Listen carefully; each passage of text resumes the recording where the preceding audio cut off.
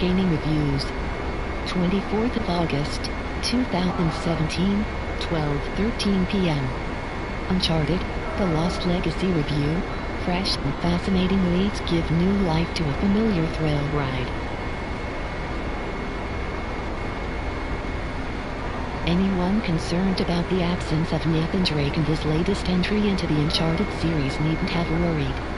The Lost Legacy, an Uncharted 4 expansion promoted to a cut price standalone release, is the purest expression of the treasure-hunting matinee adventure since its spectacular breakthrough. And one that doesn't miss its former poster boy at all. With fresh leads largely freed from the baggage of Drake's sprawling tale put to bed so effectively last year, The Lost Legacy is brisker and brighter while never straying too far from the established formula.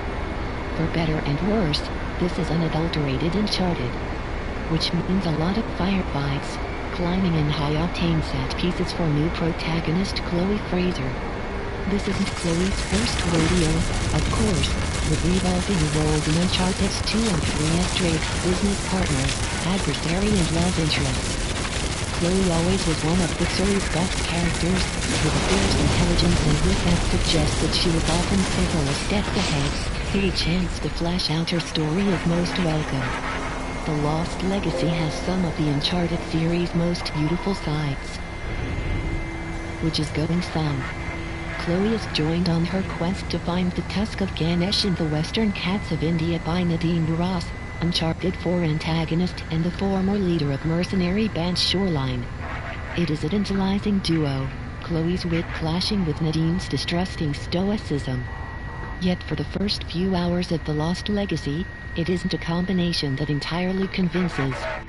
Chloe can often feel like Drake by proxy, the script transferring his trademark sarcasm and mind-racing breaks for historical exposition directly onto the game's new hero. Nadine, meanwhile, feels like a sidekick nudged into the peripheries because, hey, it's Uncharted and you need a willing foil to share witty banter and jump around with. These quibbles are part of an opening third that is breezily enjoyable and gorgeous to look at, but scrabbles for the identity and hook to set it apart. Mechanically it is identical to Uncharted 4, which is understandable given its origins as DLC. The shooting is punchy, panicked and still just a little bit too clumsy to be a genre champion. Clambering around buildings and ruins is a thrill, swinging from grappling hooks, progress routinely punctuated by tumbling masonry and a breathless swear word. All familiarly rip-roaring stuff, but even a modest and realized open-world section in which Chloe and Nadine activate ancient machinery and hunt down trinkets with the aid of a glorious physical map can't entirely chase away the sense of, been there, done that. But then The Lost Legacy starts to find its feet, growing in confidence and stature as its adventure unfolds. You are treated to some of the finest sights the series has provided, which really is going some, amid the breathtaking vistas of Indian jungles and the ornate and architecture of its long-lost cities. And within these stunning locales, it finds a delightful rhythm. This is a considerably shorter game than previous Uncharted's, clocking in between 7 and 8 hours, and it is almost entirely beneficial to its pacing. For all of Uncharted's excellence, it was always liable to blow, and once The Lost Legacy hits its stride, it is a much leaner and more focused beast. Chloe and Nadine bounce from those firefights, to those puzzles and exploration and to those heart-racing set pieces without anything overstaying its welcome or exposing its frailties. Chloe and Nadine's burgeoning relationship is the glue that holds The Lost Legacy together. Most importantly, Chloe and Nadine grow into their roles, becoming more defined as their relationship evolves. Giving both women daddy issues feels like a necessary cliché, but elsewhere there are fascinating character moments threaded throughout. Touching on Chloe's Indian-Australian heritage gives her far richer motivation, while the crack vulnerability in Nadine as she discusses Shoreline makes her a far more sympathetic prospect. Thankfully neither woman loses their prickly capability, but the script expertly softens the edges where needed. The performances from Claudia Black as Chloe and Laura Bailey as Nadine, meanwhile, are exceptional.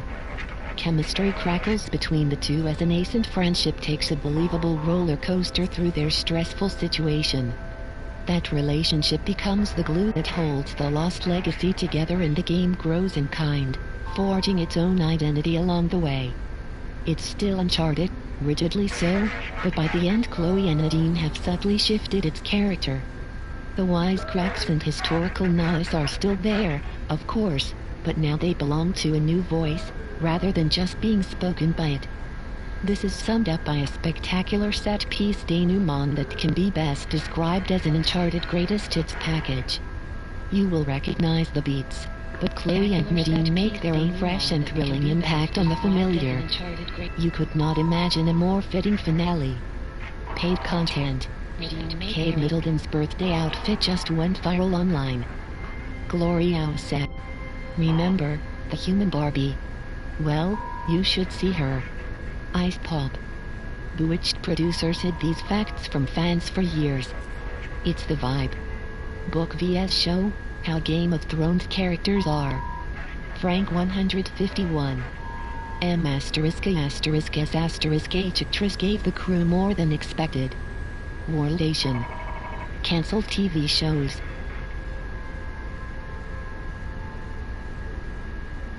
There is something bewitching in how the immediacy of video games can lead to places other mediums cannot. Or at least not so effectively. Your control and inhabitation of someone else, being them, experiencing what they do, is not something so easily achieved in film. Often this is used for wish fulfillment, playing the hero in a digital power fantasy. It is rarer that games set out to be discomforting, exploring areas of the human condition more often considered taboo.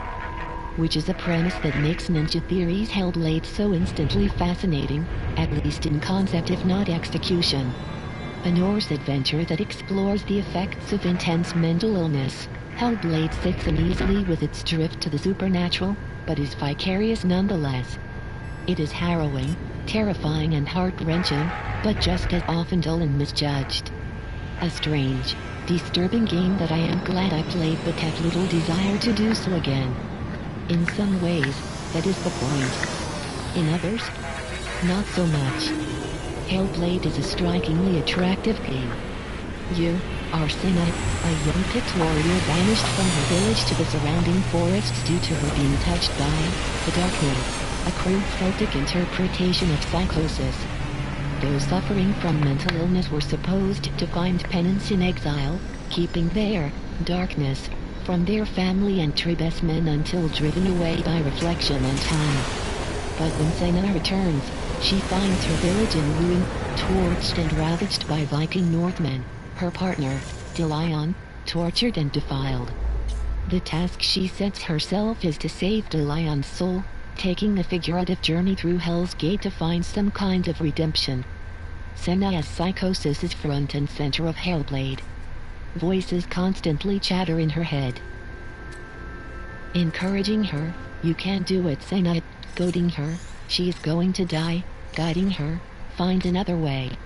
The effect is quite disorientating, binaural 3D sounds swirling as Senna treks through landscapes that vary from the gorgeous to the lonely and the grotesque. Beautiful meadows, a storm-wrecked ship graveyard, a corridor of corpses. Hellblade is a wonderfully produced and strikingly attractive game, though what its environments have in looks they can lack in direction, tightly contained corridors and the open air. Within these environments, Senna sees symbols everywhere, the shape of runs formed by an outreaching tree branch or cracked wooden platforms. Often she sees them burned into doors, blocking her way until she can find them nearby, adjusting her perspective so seemingly unrelated objects form the symbol she holds in her head. The runs mean nothing, one of the voices hisses, yet Senna persists. It is an interesting concept, using Senna's symptoms to create perspective puzzles throughout the world. Yet in practice they can be obtuse in all the wrong ways, with the unclear environment design, can I climb this waist-high wall or not?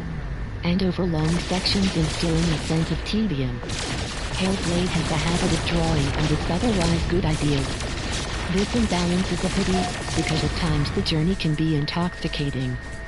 Searing colors and fragmented, Hyperactive visions drill into your mind and assault the senses, while passages of quiet quickly shift into brutally intense charges in combat. When hunting down the Norse god, Surt, the world can suddenly become aflame, fire licking at Senna's boots as she sprints for safety. Other times you are plunged into darkness, relying on sound and glimmers of light to move through without falling victim to a pursuing beast. Combat in Hellblade is fierce and claustrophobic. Combat, too, is fierce and claustrophobic. Ninja Theory had a history of top-tier hack and slash, and you can see it translated to something slightly more measured here. Fights are more like duels, with disfigured Northmen warriors bearing down on the sword-wielding Senna. She can parry and counterattack, but must keep her foes in sight, as they will not wait to take a swing at her. It will not be to everyone's taste, but is brutal and fluid, bolstered by some smart ideas of its own. The voices chatter during battles, yelling behind you as an unseen foe launches an attack, dishing out encouragement and guidance as swords and shields clash. There is a lack of variety in enemies and your own approach, somewhat mitigated by fights being sparse and far apart, if often overwhelming when they arrive. This is Hellblade's goal, to overwhelm and unsettle its players, presumably as an attempt to recreate the mental fatigue of Senna's psychosis. In demonstrating symptoms, Hellblade can be highly effective, enhanced by a remarkable performance by Melina Jurgens as Senna and the group of actors behind the voices in her head. Ninja Theory expertly wield both visuals and audio throughout to assault the senses, which could be triggering for some. No wonder the game contains the psychological warning. Its environments range from the beautiful to the unsettling and grotesque. But this does beg the question of who Hellblade's depiction of mental illness is for. If it is to educate non-sufferers, then it manages to depict symptoms rather than explore consequence. Ninja Theory has clearly done its homework, the featurette included with the game containing praise from mental health specialists, exploring fears, delusions and hallucinations. Yet as Senna takes her journey alone, aside from the company of her voices, its effect on her interaction with the world is reduced to snippets and brief flashbacks. And by the end of Hellblade's 8-hour running time, her path has veered so firmly into the world of the supernatural that you feel the game has lost sight of what it purports to achieve. That doesn't stop Hellblade from being a worthwhile and affecting experience, but nor is it immune from more traditional concern. It is probably best summed up by a battle with a beast in the game's denouement, a suffocating struggle in the dark, punctuated by fierce assaults on the senses that goes on for 10 minutes too long, losing its luster in the process. By turns thrilling, terrifying, thoughtful, thoughtless and tedious. A strange game indeed.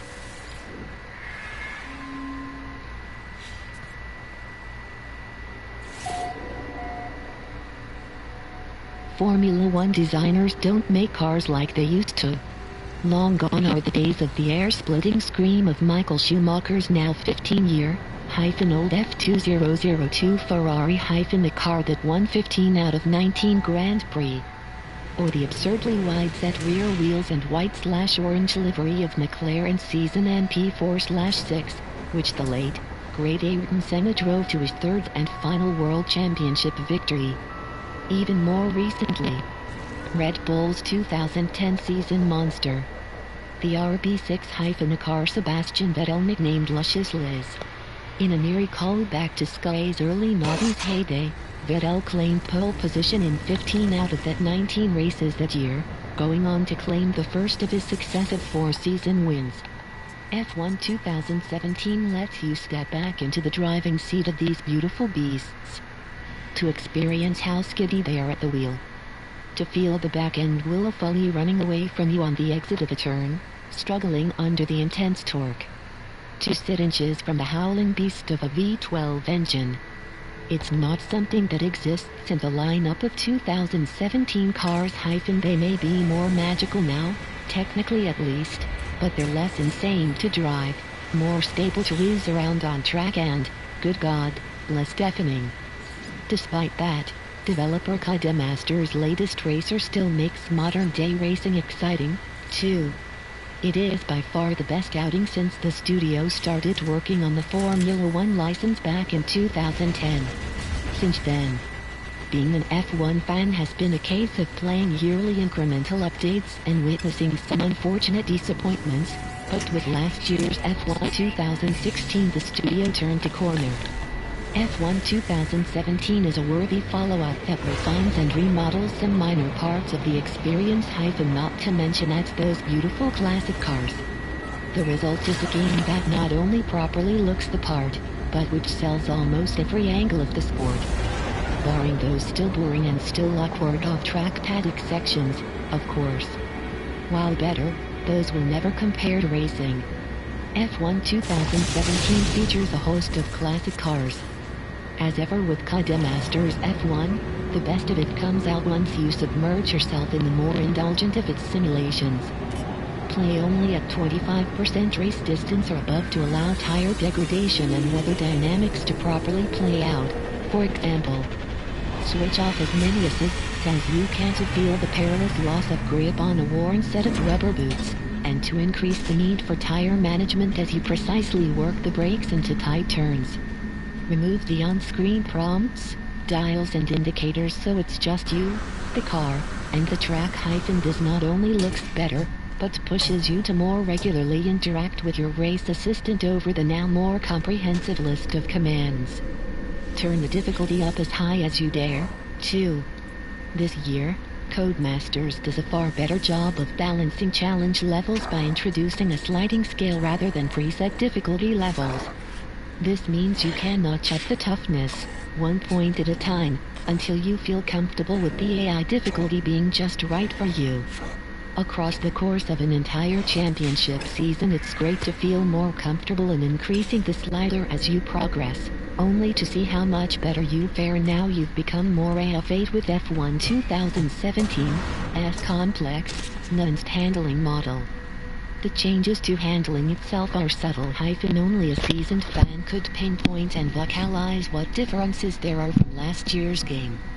This year, it comes down to a smooth sense of accessibility while retaining the breakneck pace and enthralling challenge that made the series a success. Previously, turning off assists like traction control would have meant players had a particularly difficult and unpleasant time playing with a controller. That has mostly been addressed. While having assists off drastically increases difficulty, it never feels impossible or obtuse. A slick track under rainy skies is noticeably more slippy and less predictable than a dry one, but it too is surmountable providing you manage your acceleration and braking. Get everything right and hook corners together in succession and there's no satisfaction like it. As well as the championship career mode which again comes complete with off-track agent nonsense, driver rivalries, and the interactive laptop to access a ton of different extraneous info. F1 2017 adds invitational events as well as unique championships. The former are one-off challenges are a great way to introduce players to the new classic cars throughout their career, without the need for a dedicated mode. It's a smart way of sidestepping the fact Codemasters couldn't get access to licenses for classic drivers. Neither has it created any of the historic circuits from seasons gone by. Some invitationals are simple timed sessions, while others require you to chase a series of cars and overtake them within a set amount of laps. It's simple, but the short, sharp bursts feel exciting compared to the longer drag of a standard weekend. The latter are individual championships that sit sidelined to the career campaign. Each has a set theme. Think street circuits only, or classic car circuits, or circuits notorious for weather. They're a good way of stringing together multiple races, thus offering up a bigger and more in-depth time sink than standard quick race mode. All without having to commit to a full race season across the entire calendar. While the 2017 season sees no new circuits added to the mix, Codemasters has gone all out on improving the little details in a way that makes revisiting established tracks its own reward.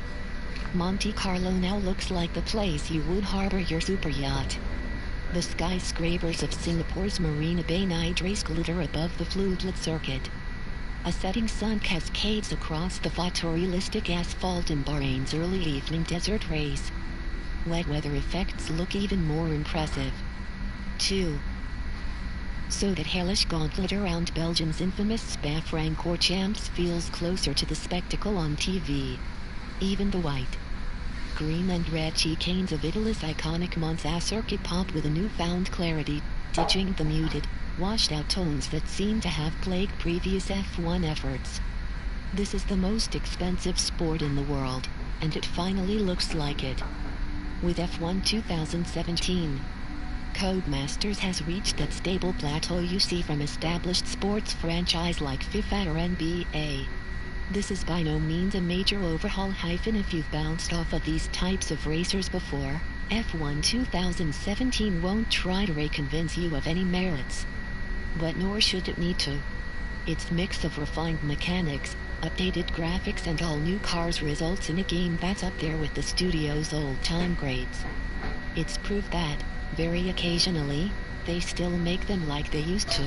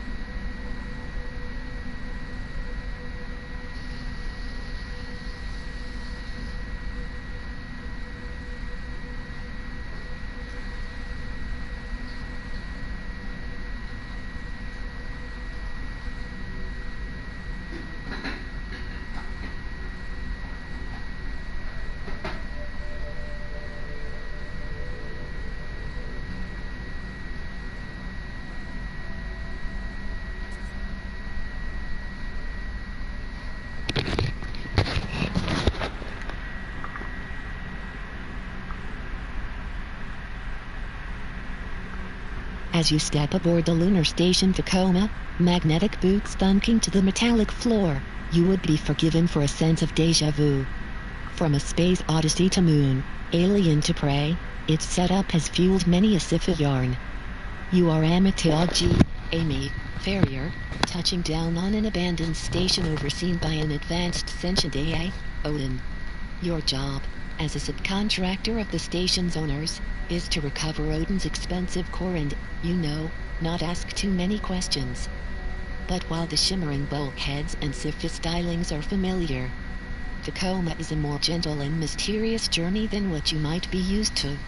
With no xenomorphs crawling in the vents or tooled-up combatants to fight, this is a game of killing time rather than bad guys. Amy's task is ostensibly a simple one. Connect a terminal to different hubs around the ship to collect important data on the AI.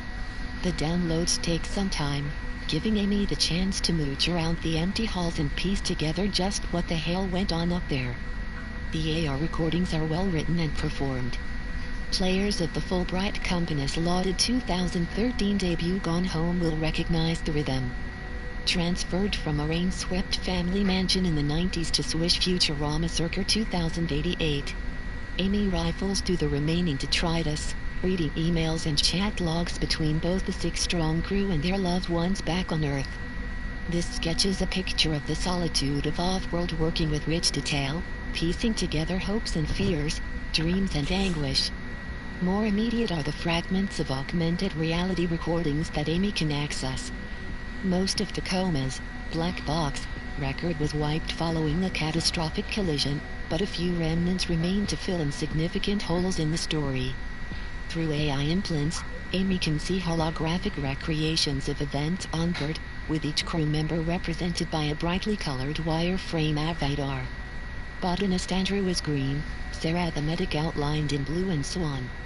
While you cannot see the crew's faces, they are afforded a great deal of character through gentle animation, deft dialogue and uniformly excellent voice acting. Some of the early going can be tedious, as you figure out both the crew and why you should care, rifling through stores of space-friendly snack packs, rendered in exemplary detail, right down to nutritional information, and hearing the crew chatter among themselves. But there is a believability to each character, a likability that filters through as you find out more about them, their families, their beliefs. Each of them have their own reasons for taking the year-long expedition for Venturus, a company building space-bound settlements around the Earth's orbit, and you find clues to that almost everywhere you look. Tense email exchanges between crew and family members over the time-honored tug-of-war between money and absence, career goals, love, something more covert.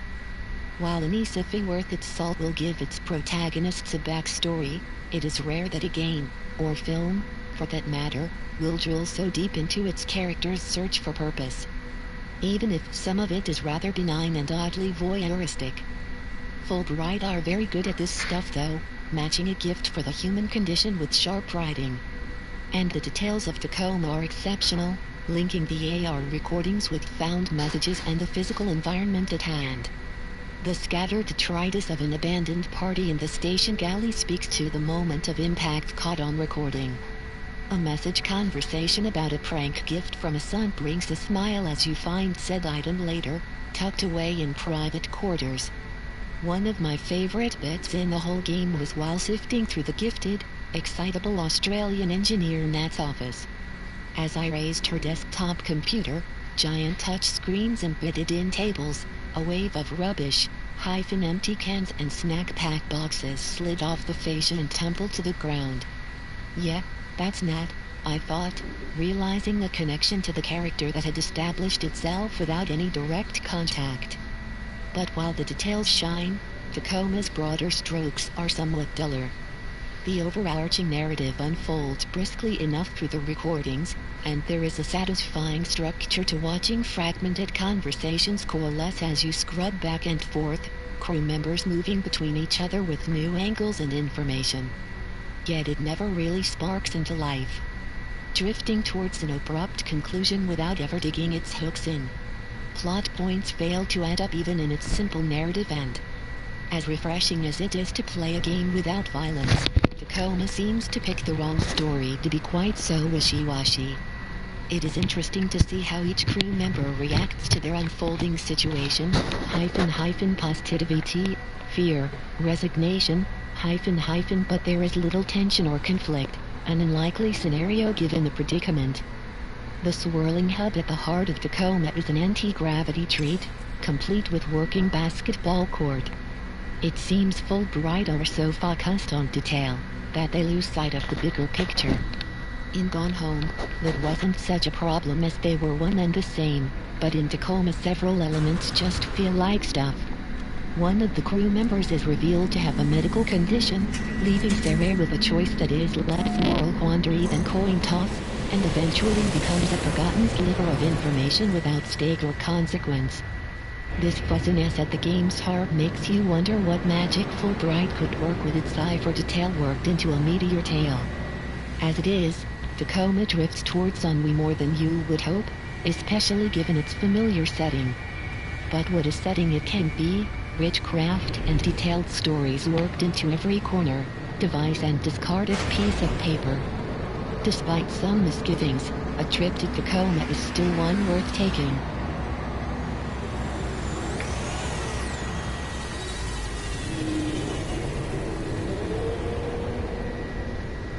There are a lot of video games that either draw on or directly adapt the works of H.P. Lovecraft, from the heavily adapted Bloodborne to the more directly faithful Call of Cthulhu, Dark Corners of the Earth. Conarium serves as a sort of sequel to Lovecraft's At the Mountains of Madness, and it captures the mythos cosmic horror and unknown terror pretty darn well. You play Frank Gilman, and I really hope the pun is intended, one of a number of scientists working at an Antarctic base and studying a strange form of energy. From there, it's all-out cosmic terror as you piece together Frank's memories, exploring the base, the dream world and a variety of temples and caverns that served as the former stomping grounds of the Deep Ones.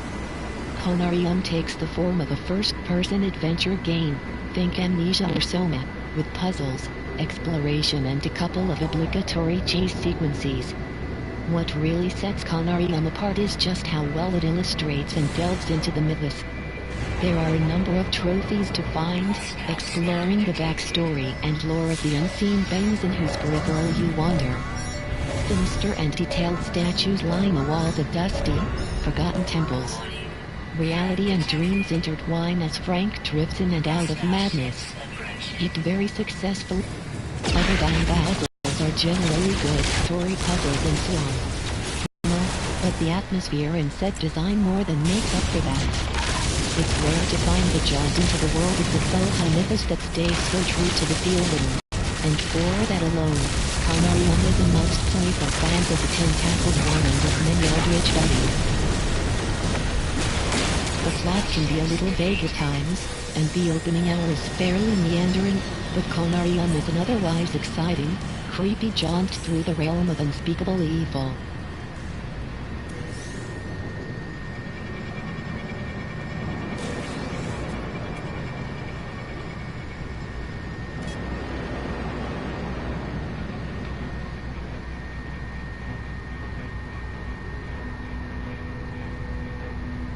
As Nintendo prepared to release the Switch, its fascinating home and handheld hybrid console, it did raise the question, where does this leave the 3DS? Built up since the original release in 2011, Nintendo's brilliant dedicated handheld games console has a slew of fantastic games. Super Mario, Zelda's both old and new, sprawling RPGs in the form of Dragon Quest and Monster Hunter, and a host of quirky, inventive titles. Because of the quality of its library, the 3DS and its subsequent design revisions have set the odds to become a significant success. A wobbly start and the competition from ubiquitous mobile games not stopping the 3DS family, striding towards 65 million sales and becoming the best handheld console ever in the process.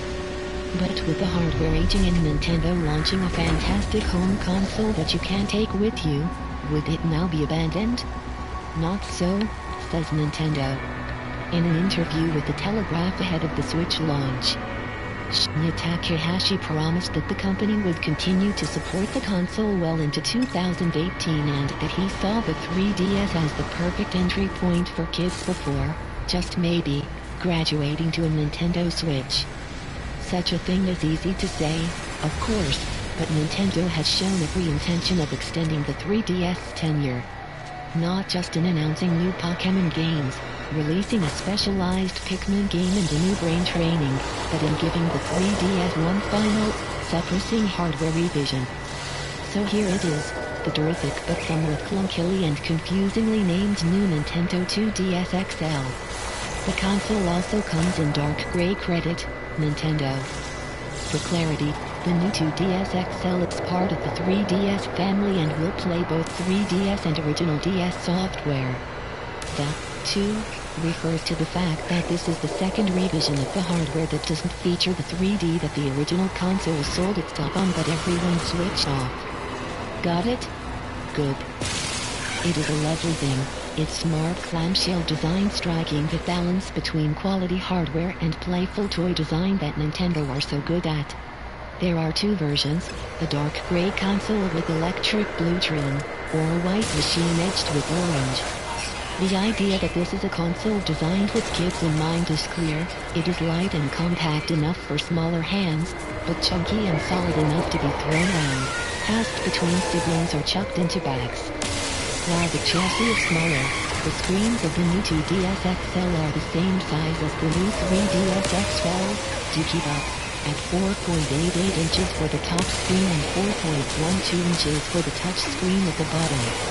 The obvious difference is that the 3DS has the 3D feature, but otherwise the new 2DS XL has all the same bits and bobs of the latter 3DS designs.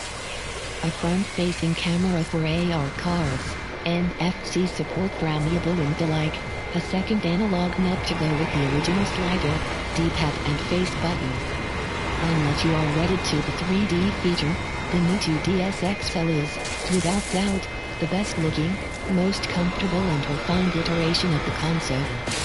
A cover snaps over the game card slot to protect against wayward hands, while the SD card slot also nestles in there, making it far more accessible to upgrade the memory than previous versions. A stylus slots into a hole on the bottom of the machine, but it is bafflingly tiny, even for children. It is the only real gripe of an otherwise lovely handheld console. To be clear though, This is purely a cosmetic redesign. Those that already own a 3DS, particularly the fully featured new 3DS XL, shouldn't expect anything more. This is Nintendo's send-off to a terrific console, a smartly priced attempt to give it one more chance in the limelight before the inevitable wholesale shift to the Switch. There isn't a huge amount for 3DS veterans here, but if you haven't had the chance to sample its charms, I can't recommend this splendid revision highly enough.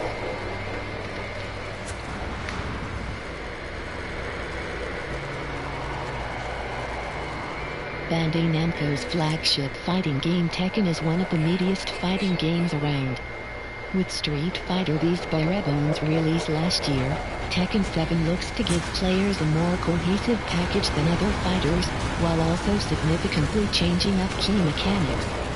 Tekken's system is devilishly simple, with each of the face buttons on the controller corresponding to a limb, --square for right punch, triangle for left punch and so on, --, allowing players to closely monitor which attacks connect into the next.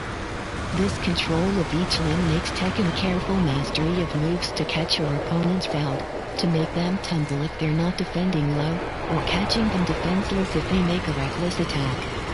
It makes every moment tense, and an exercise of patience rather than simply mashing X until you win.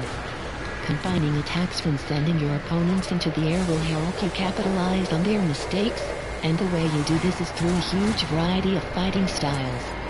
Jin Kazama, one of Tekken's staples, uses traditional karate moves. Flarang uses taekwondo, Dragunov makes use of Krav Maga, and rather infamously, Eddie Gordo is a capoeira master. This is just a small sample of the different real-life fighting styles that characters use in Tekken 7 that keep the game fresh, and always keep you guessing. These martial arts are full of feints and their own signature flair, which is finely imprinted on Tekken's fighting systems. The cast come from all corners of the earth, and this is reflected in the way that they fight. It's a wonderful representation with the added flourish of each character speaking their own mother tongues. Tekken has historically been hinged around the game's combo system, where you chain together attacks in quick succession to trap your opponents. However, Tekken 7 changes the combo system up significantly, and has more of a focus on neutral play, known in the fighting game scene as footsies, with normal attacks taking more of the forefront to scuffles and special moves. This has been aided by the addition of several new mechanics, such as adding a rage drive, which is a comeback mechanic which gives your character a high-damaging move when you're running out of health. These fundamental changes to the moment-to-moment fighting make for slower, more measured gameplay, which also lends itself well to new players. This makes for meatier gameplay, with each hit feeling heavy and weighty. While fighting games can be daunting, the Tekken series has historically been known for being accessible to new players, and this also carries onto the game's story mode. The latest entry in the series delves back in time to fully explain where the Mishima family feud started. Unfortunately, the story mode suffers from having a boring visual novel structure, peppered with the odd cutscene and fight. Instead of being centered around one of the game's principal characters, the story is told from the perspective of an unknown journalist, with bottom-of-the-shelf voice acting to boot. The only real solace to Tekken 7's lackluster story mode is that it's incredibly short. We clocked it in at just 3 hours. There are additional separate character story sections, but these seem to consist of a single fight and a cutscene, a far cry from the hilarious character endings you could get in previous entries. The story mode also features an easy mode, where you can chain together intricate combos just by mashing a single button, which is good for new players eager to get their heads around its Byzantine narrative. But the real meat of the game is in its online modes and customization. You are able to unlock new costumes and items for your characters in the game by playing a treasure mode, quick matches against the CPU which net you extra gear to customize and more fight money, which you can use to buy items, outfits and hairstyles. These are all cosmetic changes that you can't bring into any mode in the game, from the simple arcade mode all the way to the online matches. The online mode is split into ranking matches, quick battles and lobbies. Lobbies and the invitation system work very well, with stable connections making the experience easier, but the game continues to frustrate, particularly in 1v1 lobbies. There is no simple, rematch option, kicking you back to the lobby whenever you want to fight again, causing minutes of waiting time between matches. Matchmaking is an equally abysmal affair, with it being almost impossible to find a match in ranked or casual modes without almost immediately being disconnected, whether that's down to the high volumes of players online or otherwise. In its current form, the matchmaking is completely broken. If you are getting beaten online, you might look towards Tekken 7's practice mode for solace, not that you're going to find any. Players wanting a deeper explanation on how to get better at the game are poorly served, with little more than a training dummy and a move list and no real explanation of how to learn Tekken 7's new mechanics. Most mainstream fighters get it wrong. Street Fighter V went a step in the right direction with its character trials, but still faltered at launch. Fighting games continue to attempt to be more accessible, with the recent Injustice 2 being a fine example, but still build huge roadblocks for many, with deeper levels of play only able to be broken down online. It feels like Namco somehow hit a little bit too early in Tekken 7, much like Street Fighter V before it. Most fighting games seem to ship with fully featured online and offline modes, and armed to the teeth with training options. A great example of this would be the recently released Guilty Gear XRD Rev 2, which provides players an innovative way to matchmake in online lobbies, and extensive training options for those wanting to get better at the game. Other fighting games release thin on content, seemingly with the intention that the strength of the fighting alone will carry the game for players. The reality is that most people playing Tekken 7 will want to hop online for online matches and get better at the game without having to delve into arcane forums, and learn more about their favorite characters more comprehensively than a short cutscene and single battle. In local and private lobbies, Tekken 7 is almost perfect, but comes short of greatness when it comes to looking at the full package, which is a frustrating disappointment. Tekken 7 is available now from Tesco and Game. Paid content. Video games have plenty of stories about what it means to be human, and about how the human condition can be adapted, changed, evolved. The Surge, developed by Dick 13 and published by Focus Home Interactive, is one such game. And I was pleasantly surprised to discover it's one of the better entries in the transhumanist sci-fi genre that the gaming world seems so obsessed with. It's also a cracking action-adventure, with extremely satisfying combat, sprawling and complex facilities to explore, and a fantastic upgrade system. You play Warren, a new employee for the Creo Foundation, heading to his first day at work in the factory of the future. Of course, everything goes wrong pretty damn fast, and after a disastrous first shift, Warren finds himself passed out in a junk heap, marked for scrap by a drone, one of the game's first enemies. From there, he fights his way through zombie-like workers, angry security guards and a selection of murderous robots in his quest to uncover the truth behind the titular Surge. It's impossible to talk about the Surge without first naming Dark Souls, the franchise that became a genre. Yes, the Surge is a Souls-like. Much like Neo, it borrows certain staples from From's iconic series. Killing enemies leads you to collect tech scraps. If you die, they drop.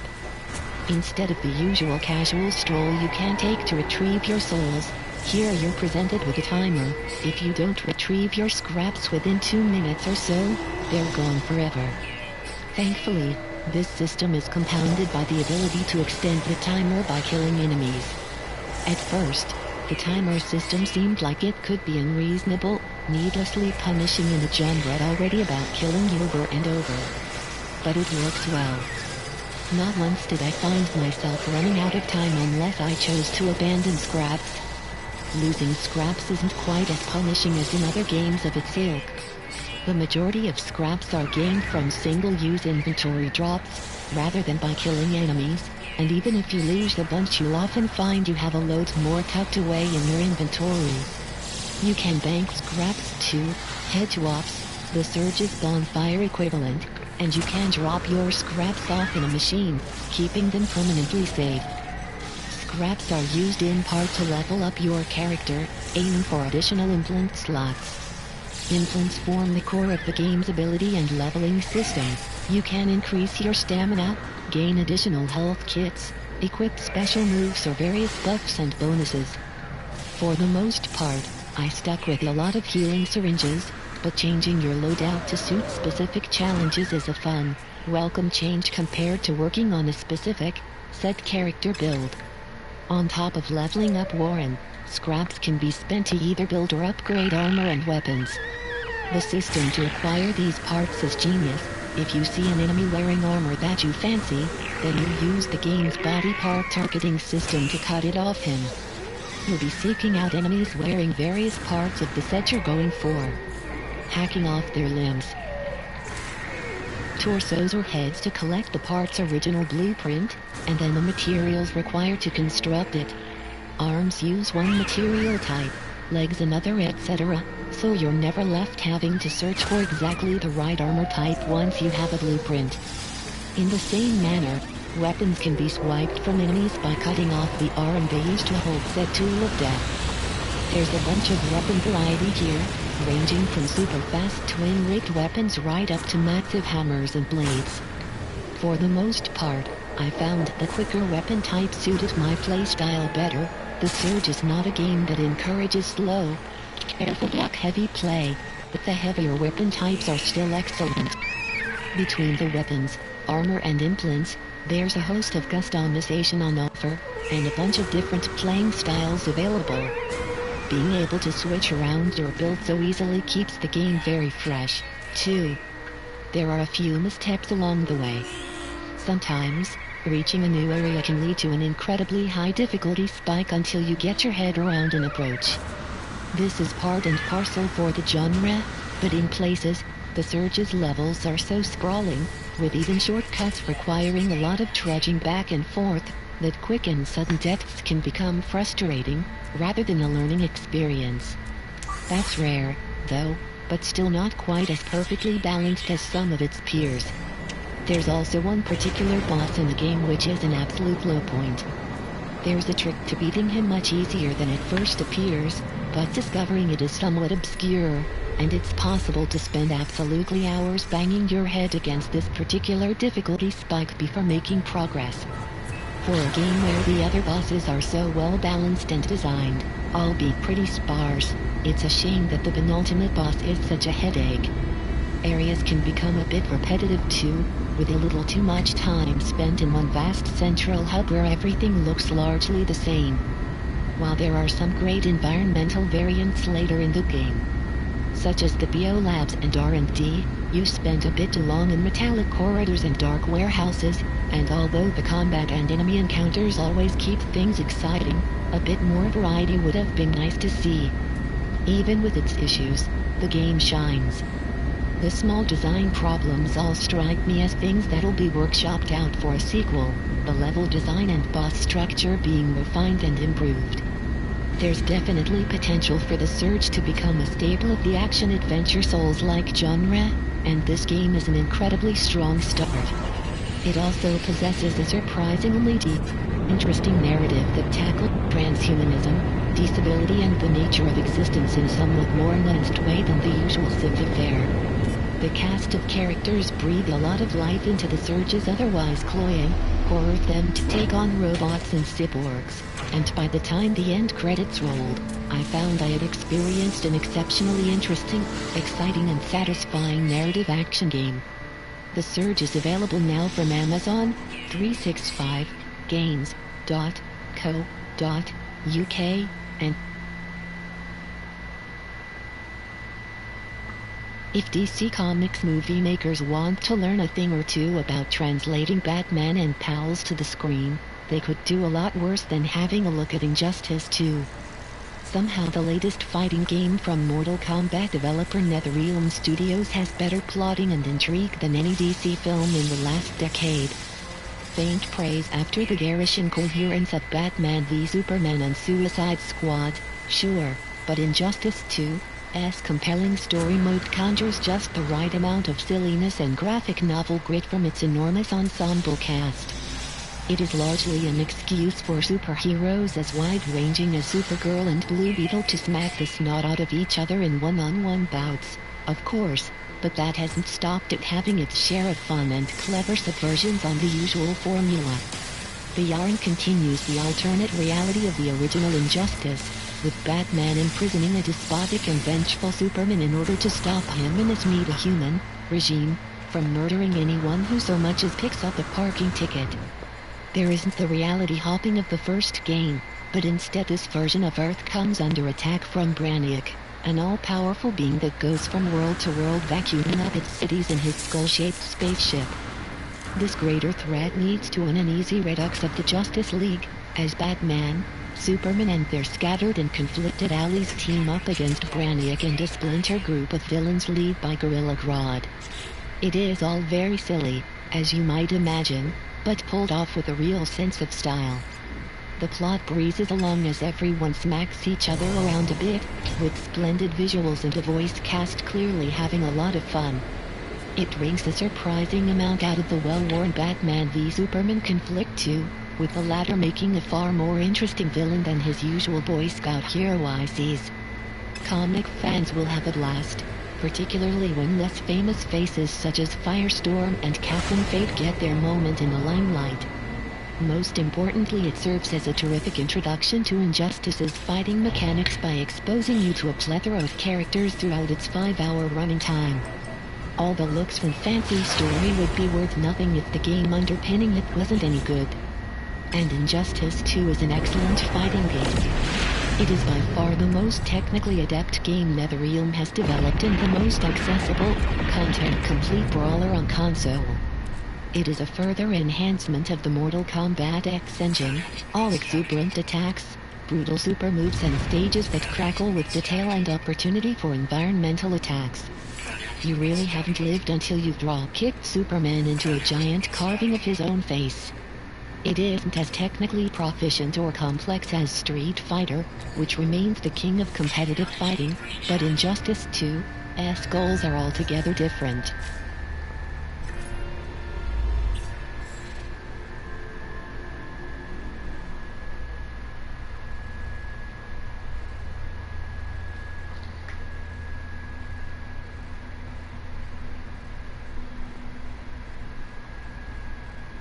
The fantasy creatures called mimics have been around since Dungeons and Dragons. Able to disguise themselves as any inanimate object, they are best known for morphing into the form of a treasure chest. If you've played Dark Souls, you'll know what it feels like to never trust a chest. From Software's series conditions you to strike each one before opening it, to see if it bleeds. Instilling paranoia and forcing players to explore cautiously, you can see why these shape-shifting nasties are so prominent in both pen and paper role-playing games and video games alike. In Arcane Studios' Prey, they're all around you, and they could be anything: an innocuous-looking briefcase, a chair, a shimmering box of much-needed ammunition, a health kit. Prey doesn't take place in a fantasy setting, however, instead transporting players into an alternate vision of our own future, one where American President JFK survived his assassination attempt. This tweak caused ripples, leading to America pumping more resources into their space program. As such, Prey takes us through the looking glass, into an even darker timeline.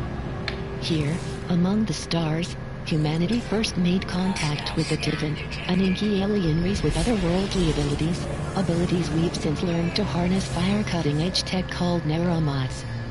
With neuromods, people can learn a foreign language in seconds, move items with their mind, and even turn into a coffee mug, if that's your kind of thing. The catch? You have to stick a massive needle straight into your eyeball. Also, if you ever strip the ability out, your memories will be reset to the point before you install the MOD. Then there's the fact that technology was born from immoral experiments and also led to a different outbreak aboard Talos 1, a hulking, Arctica-style space station where Earth's greatest mind swap lab rats for human convicts. promising redemption in exchange for clinical trials. You are Morgana, a scientist and test subject who's been trying to unlock humanity's potential by studying the Tiffin, but you've got a bad case of the memory wipes. Here the amnesia trope is leveraged extremely well, because it layers over the paranoia caused by the mimics. You're guided over comms by your brother, Alexa, as well as by robotic drones programmed by Morgan pre-memory wipe. These machines have your voice, and apparently your directives, but they have varying objectives. Basically, you're not even sure if you can trust yourself. It's a fittingly hostile setup for the cold vacuum of space. Of course. It's up to you who you decide to trust, just as it's your call if you want to swipe at every mug in a room with your wrench, lest it turns into an inky spider that tries to suck your soul out of your face. If you're not aware of Prey's influences, System Shock, Deus Ex, Dishonored, and other games bundled into the subgenre dubbed immersive sims, you might think this is just another space-based first-person shooter. That's incorrect, though. If it wasn't already obvious by the fact you can't change forms and roll around a room as a toilet roll, this is a game about player choice. Unlike Prey's mimics, Arcane aren't trying to hide the game's influences. The video playback technology in the game is called Looking Glass, which is also the name of the studio behind System Shock, the game that started it all. Morgana's door code is 0451, a recurring code in the genre, now turned into a running joke. Speaking of doors, just getting through a locked door can be a conundrum in this genre. In Prey, you could go the obvious route and hunt down a key card, perhaps using a nearby security terminal to locate any corpses in the area. Maybe you can find an alternate way in, slipping through a vent underneath or finding a way in over the top. If there's a ledge and a small gap, you could climb up and transform into a smaller object to post yourself through, where another alien power allows you to hack into distant electronics. You can even pull out a foam dart gun and fire at touch-screen computer displays, popping into the utility menus and switching the lock. The game is packed with choices. Whether you use alien powers or not is its own quandary. Will you sacrifice your humanity and risk being targeted by Talos One's defense systems just to be able to do the coolest stuff in the game? Yes.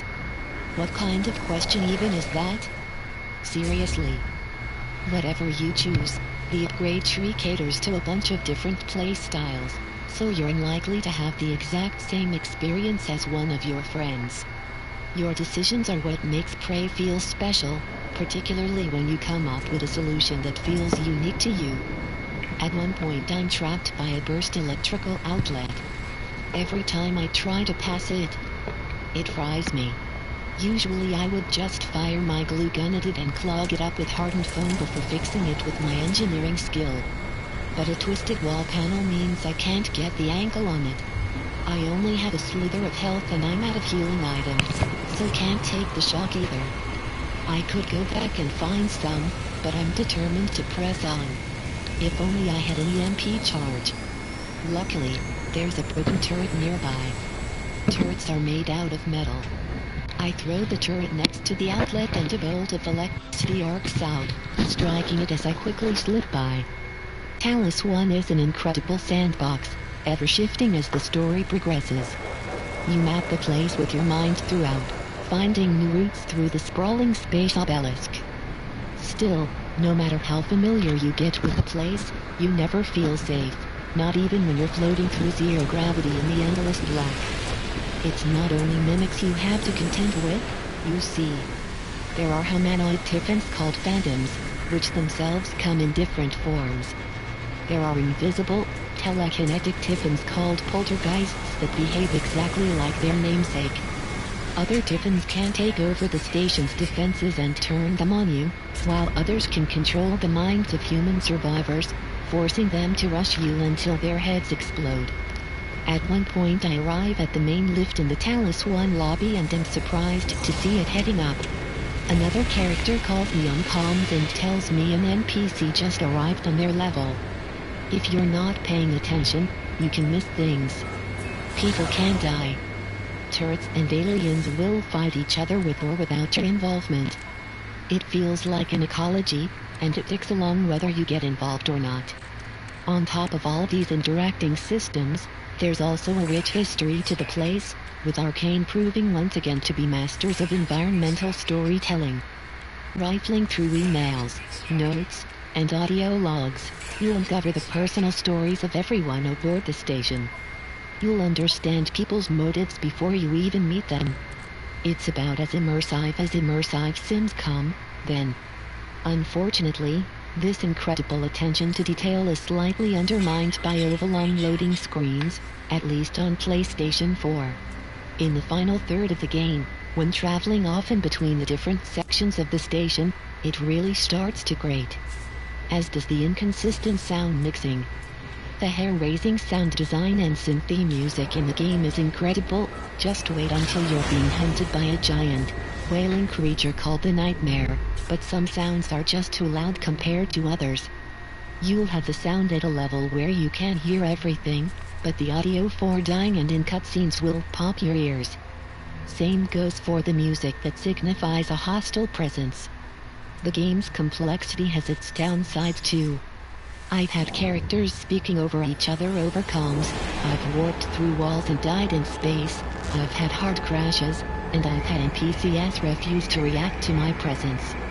While none of it was game-breaking, it certainly pulls you out of the immersive world that developer Arcane has worked so hard to establish. Input lag on PS4 is another problem, and movement in general feels sluggish and cumbersome, at least until you unlock some of the movement-based upgrades later on and it's suddenly as smooth as a katana through jelly.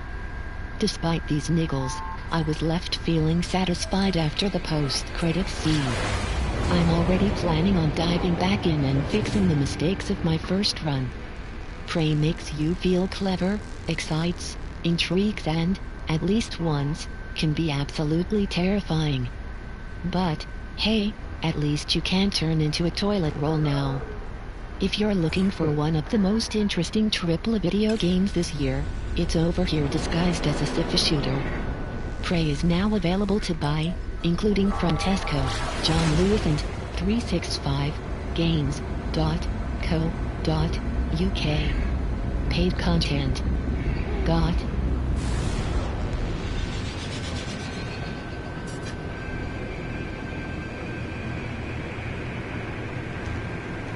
I wasn't prepared for what remains of Edith Finch. Bear with me, because this is going to get a little personal. You can't really talk about Edith Finch without getting personal though, or at least I can't. I don't normally have really strong emotional reactions to media, or indeed real-life events. This wasn't always the case. I have borderline personality disorder which, amongst other unpleasant things, can lead to often irrational emotions. Back before I was handling it quite so well, and receiving the correct treatment, any kind of emotional response would cause me a lot of psychological pain. Even positive emotions, particularly the romantic attraction to another person, could send me into a spiral of misery for days, weeks. So dealing with something that hits me hard isn't a common experience for me anymore. Edith Finch hit me harder than perhaps any other single piece of media ever has. At its core, much like the reaction it caused within me, Edith Finch is a game about connections, emotional responses, human interaction. It's a game in which tragedy is weaved throughout its narrative. Sadness, loss, emotional torment, these are all subjects that the game handles masterfully. But so, too, does it handle joy, happiness, love and hope. It's a cliché, but to describe what remains of Edith Finch as an emotional roller coaster would be apt. The game is initially set in Edith Finch's childhood home. Edith is a 17-year-old girl, returning to her place of birth following the death of her mother, and almost immediately it becomes clear that this is going to be a game about death. Edith is accompanied by her journal, into which she has drawn a family tree, and it's very apparent that the Finch family has suffered considerable loss over the past century. When you first glimpse the Finch house itself, the image of an emotional roller coaster has never been more appropriate. It's a sprawling, ramshackle building in the middle of a forest, built up into rickety towers and unsafe-looking extensions. It appears more of a carnival funhouse than a place in which to live. There's even the sad, rusty remains of a slide, languishing in a nearby pond. Inside, the house is more of a museum than a funfair attraction. Years of ornaments and detritus litter the halls. Rooms belonging to deceased family members wait, sealed from the passage of time, into which you can initially only peep through peepholes that, tellingly, look in rather than out. This is a story about emotion, a story that resonates with the emotional impact the game had on me, the tugging on my heartstrings mirrored in each of the game's tragic but hopeful characters. While the Finch house may serve as a museum, exploring it leads to discoveries that are anything but static. The game is sectioned into a number of stories of varying lengths, each focusing on a different member of the Finch clan. These are marvelously crafted, no single one is the same, and they explore interactive narrative in myriad incredible ways. The mechanics and structure themselves are part of the joy or sorrow, part of the emotional impact, and this is very much a game in which one should go with their heart and just dive in blind. But you won't be prepared. The story told here, and the plight of Edith Finch especially, hit me so hard that I couldn't bring myself to write about the game until over a week had passed since I'd last played it. I haven't been able to stop thinking about it since then. I feel a connection to Edith that I'm not sure I can ever recall feeling with another fictional character. It sounds hyperbolic, but the more I've thought about it, the more I've understood it. Ultimately, what remains of Edith Finch is a game about death. Death, that one experience that all of us will share, that unites every living creature. Perhaps, for me, it was impossible to escape an emotional reaction to something so believable, so relatable, when the ultimate point of relatability is the inevitability of death. It's especially noteworthy, too, for death to be so impactful in a video game. How often do we die in games? For death to have meaning, a game must create a believable facsimile of life, and Edith Finch does this fantastically. The Finches, infuriating, frustrating, lovable, flawed, vulnerable, but deeply, deeply human. I'm often surrounded by death. We all are, of course, but there are things in my life that means death is a specifically relevant topic to me. My father is a priest who specializes in funeral ministry, and on occasion I work for him in a secretarial role. As such, the death of others is a subject that floats around me at all times. I discovered that a childhood friend who I'd attended school with for 7 years had died when my father was called upon to do the funeral.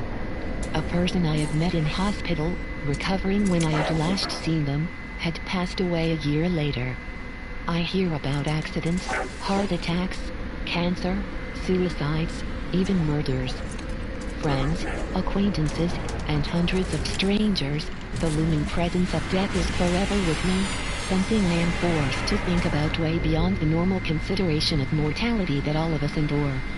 You could think that this connection to death might make what remains of Edith Finch seem trite, and in different hands, perhaps it would have.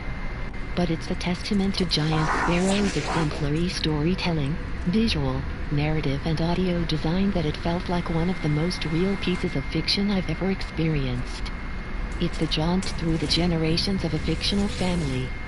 And yet to me it felt like revisiting my own genealogy, or the genealogy of others close to me. It was a phenomenally powerful experience, and an experience that most will be able to relate to.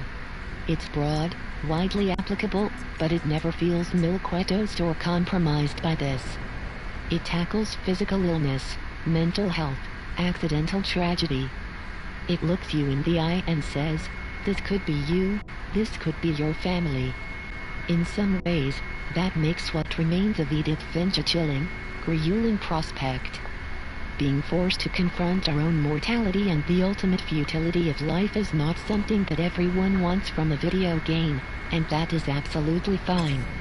But Edith Finch is far from miserable. It's a fable about the hope and joy that can be found in life, about the strength and comfort that can be gleaned from familial or interpersonal bonds. It's as uplifting as it is grounding, reaffirming as it is tragic. The story of Edith Finch burrowed inside my heart, made all the more powerful by its interactivity and existence in the forum that I love and dedicate my life to, and the critic, the developer, the player. It reminded me why I play video games, why I write interactive fiction, why I love this medium so much. It reminded me that life ends, and life can be tragic, but life can be meaningful and joyous. I think it may be my favorite game ever, and certainly the most powerful. There is so much more I want to say about what remains of Edith Finch. So many thoughts I have about every single character, every single lovingly crafted room in the dusty, abandoned halls of the Finch house. Every single feeling it evoked in me that I didn't expect to feel, and every thought I had about being made to feel these things so strongly after such a long time. But, just like death itself, it's a personal, singular experience that everyone can take part in, and with all my heart, I hope you do.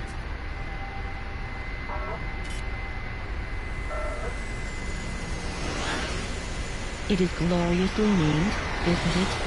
The sexy Bradale is a humdinger of a title, rolling off the tongue with just the right cadence, conjuring a mixture of naughtiness, mystery and murder.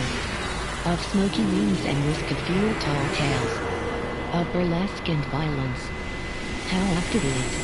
The titular sexy Bradale is, in fact, an opulent mansion housing casino rooms, theaters and bars, resplendent in gold trim and baroque fittings.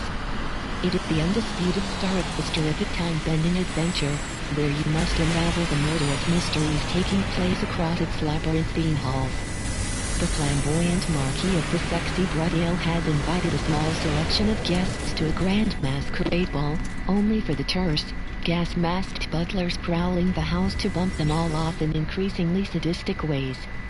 From shotgun blasts, to impaling, to more otherworldly ends, the sexy Bradale treats its victims to ever-increasing grisliness. You step into this carnage as Lafcadio Boone, a white-haired priest wearing a mask with a bloody handprint swiped across its front. After awaking by a ticking clock, Boone witnesses the first murder, a dithering fellow blown away by a shotgun, only for time to freeze and the blooded specter of a woman to appear beside him and explain that Boone, via the mask, has the power to stop this. The woman disappears into a pool of blood as time resets and Boone awakens before the first victim meets his end. Thus he is pitched into a vicious 12-hour time loop, with each guest horribly murdered before the next end. Time resets as the clock strikes midnight and the whole grisly charade is performed again. Aided by his mask and the blooded woman, Boone is the only one with any memory of the preceding chaos and must use his knowledge to scuttle about the house and prevent each death, albeit briefly, to help unravel the mansion's great mystery. So it becomes a work of observation, moving through the mansion's rooms and following each guest to their demise before figuring out how to undo it. It is not a case of simply warning each character before they are mercilessly butchered.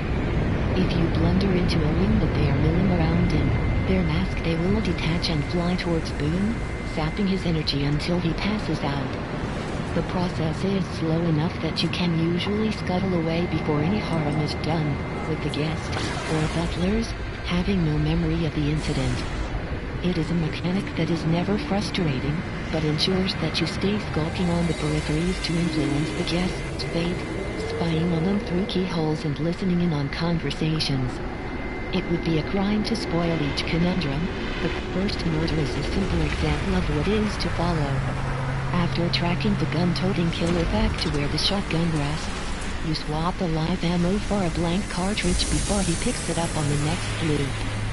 Once a life is saved, then Boone can talk to the erstwhile victim before the poor soul returns to their macabre cycle, absorbing their mask and the power it offers.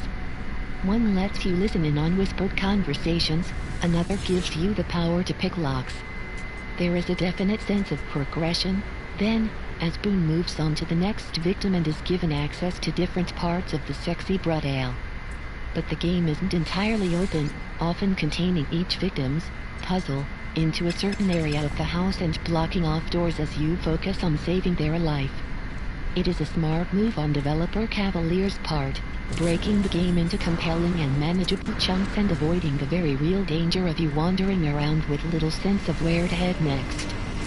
Far from making the game feel disparate, by focusing your attention on certain areas you begin to commit the house's devilish layout to memory.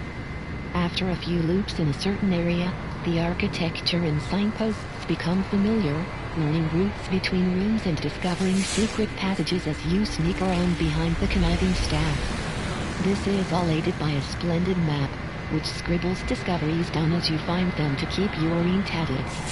The map also lets you track guests' movements, as long as you have observed them, scrubbing through the day's timeline to get an idea of where they are headed. By the time the game does start to open up, you are more intimately familiar with each area, allowing you to scout the rooms with swift confidence. And even when you are contained, the world feels whole, with you crossing paths with previously saved guests and telltale sound cues connected to each death, the smash of glass, the buzz of electricity, ringing throughout the house. The bread ale never lets you forget the grisly goings-on as you focus on one victim and try to end its murderous loop. If there is a downside to this type of design, it is that few of the puzzles are real head-scratchers, with solutions often lacking a real, revelation.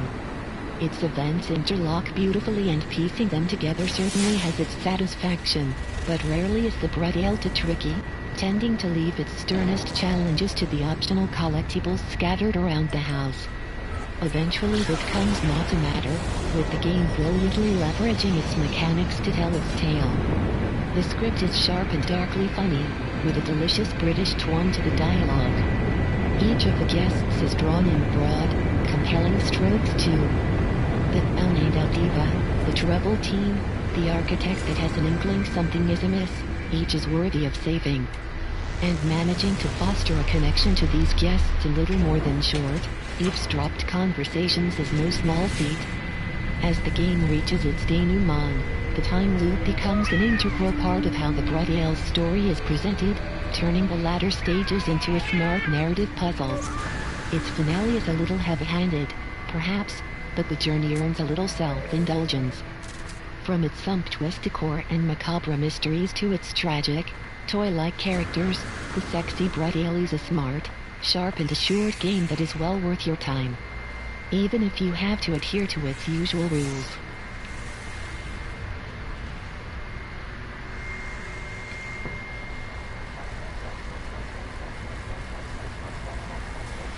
Mario Kart 8 is as deliriously entertaining as it was when it was released 3 years ago. The glorious candy-coated visuals, swooping track design and soaring music haven't aged a day, conflating to a furiously competitive, yet constantly exhilarating sugar rush. In fact, the fundamentals of this deluxe edition remain so intact, warts and all, that my original review should have you covered for gameplay specifics before we get onto what this upgraded Switch version does. So off you go if you need a refresher, enjoy. Just, forget about the bit about it maybe saving Wii U, we know how that turned out. Dramatic effect and all of that. Back? Okay, great. Mario Kart 8 Deluxe makes no apology for what it is. A Switch re-release that includes all of the excellent DLC tracks that we saw on Wii U, as well as the stomach-churningly quick 200cc mode, a handful of new characters and a couple of extra bells and whistles. You could grumble about not having a new game, or not even having new tracks, but Deluxe is a tremendous strategic release for Nintendo. The Wii's underperformance well documented and, while Mario Kart 8 sold very well in that context, a chance for new players to jump into a great game on a peppy and initially popular new console is a smart move. It's a momentum builder. But what could make this game Nintendo's most important release of 2017, dramatic effect, remember, is that Mario Kart is the perfect advertisement for the Switch's flexible quirks and qualities. Here is a game that is a lot of fun in single player, allowing you to start Grand Prix at home before taking them on the train to reach the finish line. But crucially, it is a game that comes to life in multiplayer, supporting the Switch's ideology of taking the machine out with you, snapping off a controller and handing it to a pal for a quick whip around the tracks. In a week or so of play, I have played Mario Kart at home with my young son, using the tiny toy steering wheels for motion control. I've taken it on my commute for a few races on the train. I've been roped in colleagues at work for a blast at break time. I've played online in more competitive races. It is a fascinating example of how the system works. How Mario Kart, with its promise of instant, easy multiplayer, has made the Switch a gadget I will rarely leave the house without. The tweaks that Nintendo have made to the game speak to that idea of pulling in players of varying skill. Most obvious is the auto acceleration, which speaks for itself, and the smart steering, which helps less experienced players stay on the tracks. No more will new players get flung off each bend of Rainbow Road, as the game automatically drags you away from the edge. And in a typically Nintendo touch, an antenna appears when you are being guided. It's easy to switch each feature on and off, allowing for different handicaps and making an already mainstream game even more accessible. Experienced players aren't left without, however. There is a third level of drift boost, the sharp burst of speed you are granted after a long drift, indicated by fizzing purple sparks as you sweep around a large bend. This will surely allow expert players to shave seconds from their fastest times and bring an extra level of competition online. While you can now hold 2 weapons at a time, meaning more carnage at the business end of races. And while I can't be absolutely certain, it feels like the distribution of weaponry has leveled out a little. You still get the best stuff when you're lagging behind, of course, to encourage epic comebacks, but you might get a handy red shell high up the field. Coupled with the dual weapons, this ensures more fracas between the leading racers. Mario Kart 8 Deluxe includes a fully-fledged battle mode. And now that ST vehicular combat is getting its own spell in the limelight. The original Mario Kart 8's battle mode was an insignificant afterthought, but Deluxe makes it a headline feature. There are 8 arenas to charge around in, including some classics of battle modes past, and a modest variety of game types to play. There's the classic balloon fight, where players try to score the most hits on their opponents. Bomb Blast is bomb-only carnage. Coin Runner asks you to collect the most gold coins, smacking richer opponents around to nick their swag. And Shine Thief is a kind of rolling king of the hill, as players must hold onto a star for a certain amount of time to win, dropped if you get belted by a boomerang, or other flying object. The all-new Renegade Roundup is the real winner, though. This is a team-based game of cops and robbers, as one team chases down the other with chomping piranha plants. Get caught and you are slung in a cell, trapped until one of your teammates can free you or they are all captured. It is an absolute riot, tuning into the party game boisterousness that Nintendo can excel at, topsy-turvy matches turning to hilarity. With battle mode restored, the bumper pack of tracks and the neat nips and tucks, Mario Kart 8 Deluxe is the fullest and most final tune entry the series has seen. As well it should be. While there can be legitimate eyebrow-raising at full price for a 3-year-old port, there is enough work here to offer value to even the most seasoned MK8 player. And crucially for Nintendo and the Switch, it is a splendid celebration of its host console's charms. Mario Kart 8 Deluxe is available to buy now from 365game.co.uk.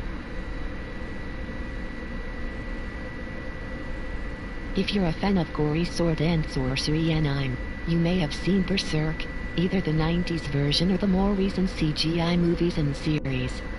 Or maybe you have read the 34-volume manga.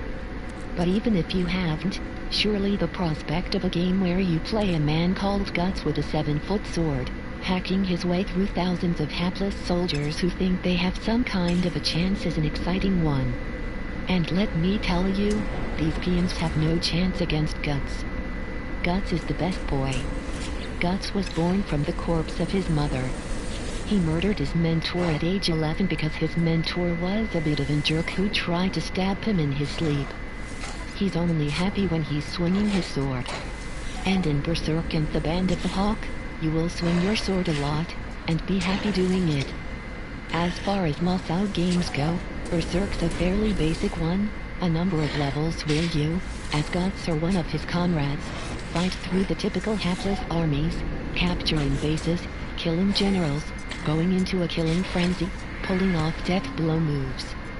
If you've played any of Omega Force's other games, you'll know exactly what to expect, except here you get to play as Guts, who we have already established is the best boy. There are 8 playable characters, which is fewer than I'd normally expect from a Koei Tecmo game, and it would have been nice to be able to play as fellas like Pippin, Ripcord or Skull Knight, who appear in-game as AI characters but aren't playable. I'd even take Gorkaz as a playable character, I guess. On the other hand, only having 8 characters means they're all very different and individually designed.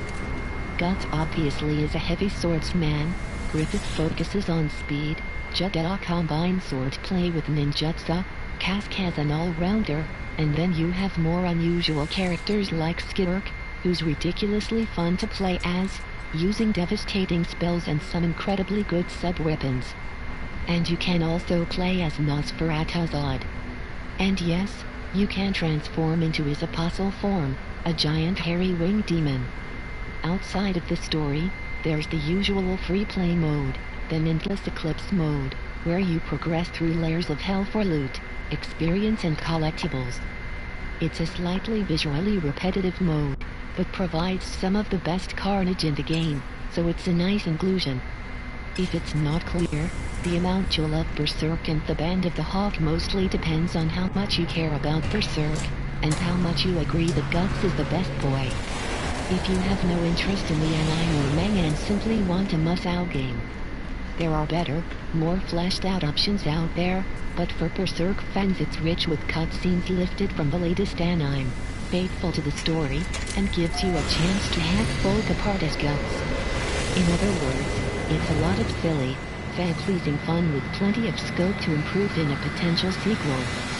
Berserk and the Band of the Hawk is available now from Amazon, Zavi and 365games.co.uk.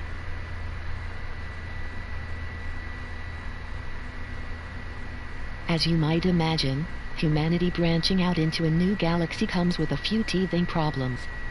The 20,000 plucky cryo-frozen pioneers on board the Ark Hyperion awake from a 600-year journey from the Milky Way to the neighboring Andromeda galaxy, met by a billowing space scourge that swells and consumes anything that passes through it. That's a pickle, particularly as it has seemingly rendered the worlds earmarked for colonization as inhabitable, storms racking the surfaces, while the first life you encounter planet-side wants you dead.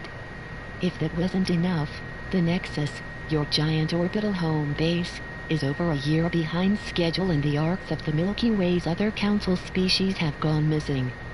Gosh. As the Pathfinder, a role your character, Sarah or Scott Ryder is thrust into, it is your job in Mass Effect, Andromeda to lead the way in interplanetary cleanup, finding a way to make these hostile worlds viable and leave democratic duties to the indigenous species. That's a lot of problems to unpack. But as an experienced space adventurer, or at least a player well-versed in the tasks of Mass Effect and RPGs at large, you are used to such challenges. Bring it on. Less expected, perhaps, is experienced developer BioWare's own struggles in transferring its enormously successful space opera to its new home. Andromeda is a clean break from an original trilogy that so delighted its players with fizzy third-person combat, smart interspecies politics and the chance to get jiggy with aliens. That's all still here, of course, and at its heart there is a familiarly satisfying sci-fi core to Andromeda. A fancy ship to command, a galaxy to explore, a motley crew of humans and aliens to get to know. A good game of grand scale and pioneering spirit.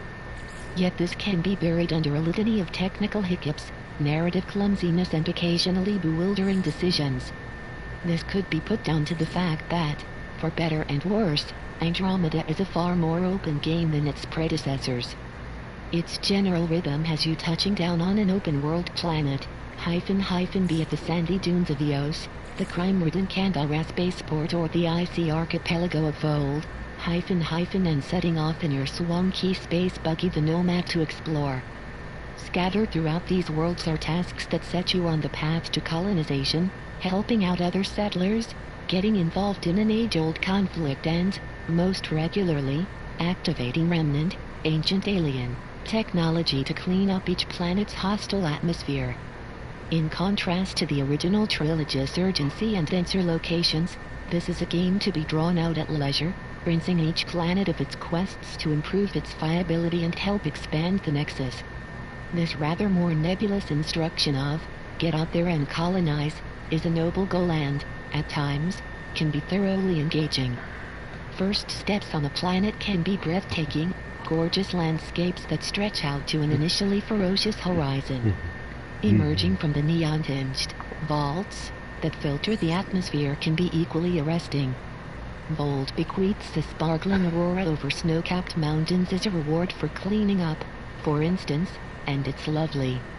As Pathfinder, you are given the swankiest ship in the fleet, the Tempest. But having already committed to a mission of breadth, Andromeda conspires to overfill the game with needless bulk. Missions are often clumsy bossy work and usually overlong, with needless towing and frawing or doubling up on objectives. One particularly strange example had Ryder taking down an enemy base and tasked with disabling a shield generator. Rather than sabotaging one console, Andromeda insists you must walk around to 3 machines that are in close proximity and hold the triangle button until they go pop. Why?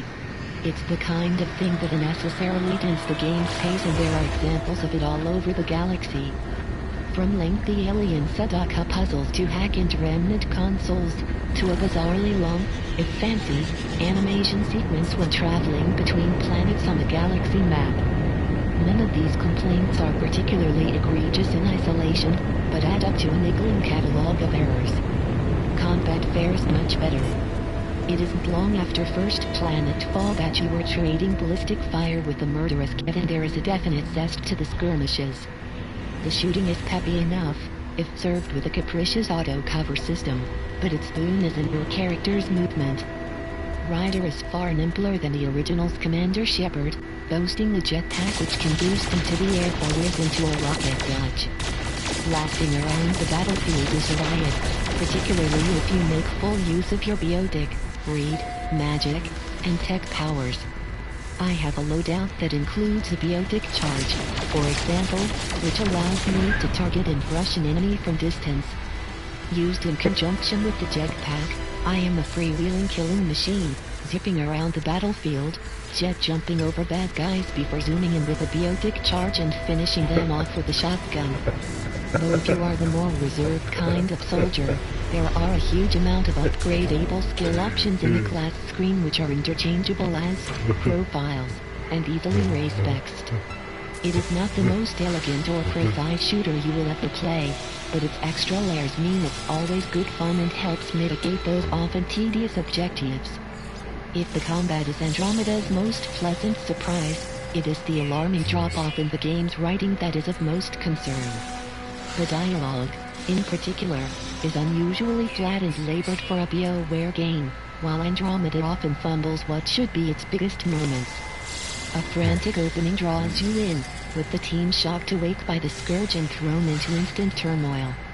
But it is when our visitors from the Milky Way encounter new species that the narrative lacks the impact you would hope for.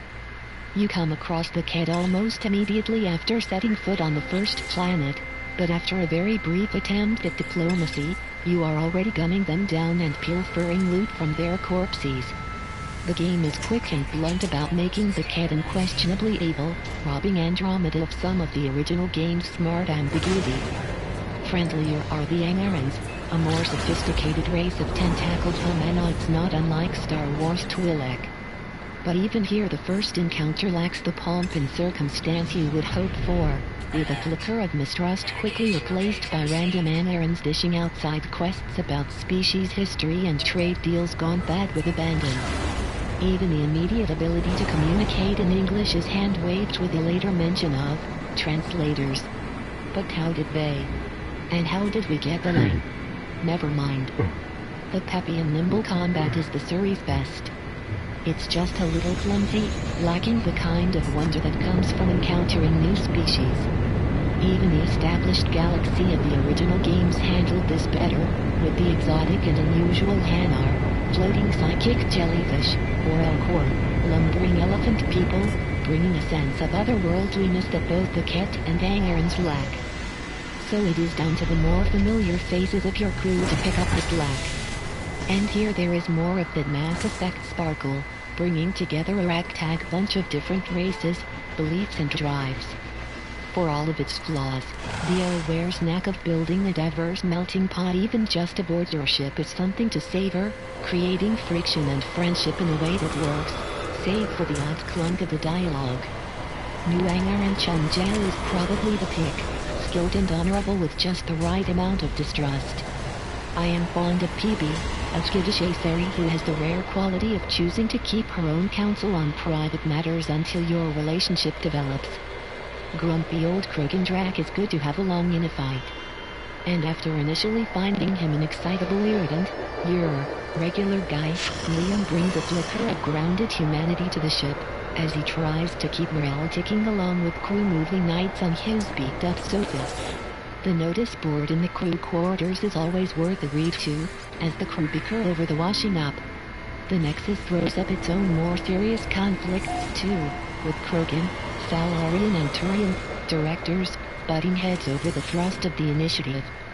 The less said about Whittering AI companion sound the better, but in many of its characters there is still some of that Mass Effect magic.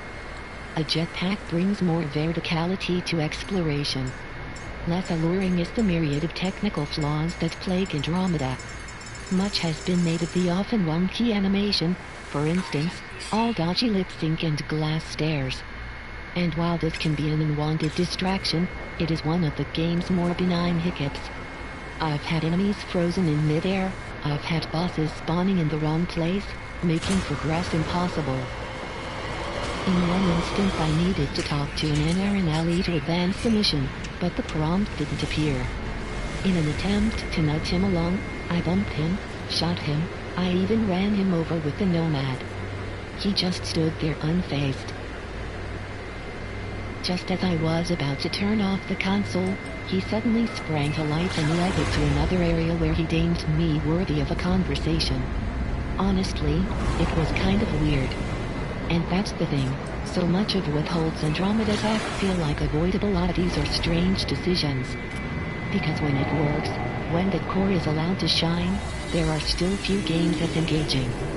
Finding your way through an alien vault, with undulating platforms to scale and remnant guardians to battle, storming a Ket facility with a crack squad of Angarans, cresting a peak in the Nomad to reveal a stunning view. That's the kind of exhilaration any spacefarer seeks. It is a pity such adventure is hindered by its baggage. Mass Effect Andromeda is available now from Tesco, John Lewis and 365.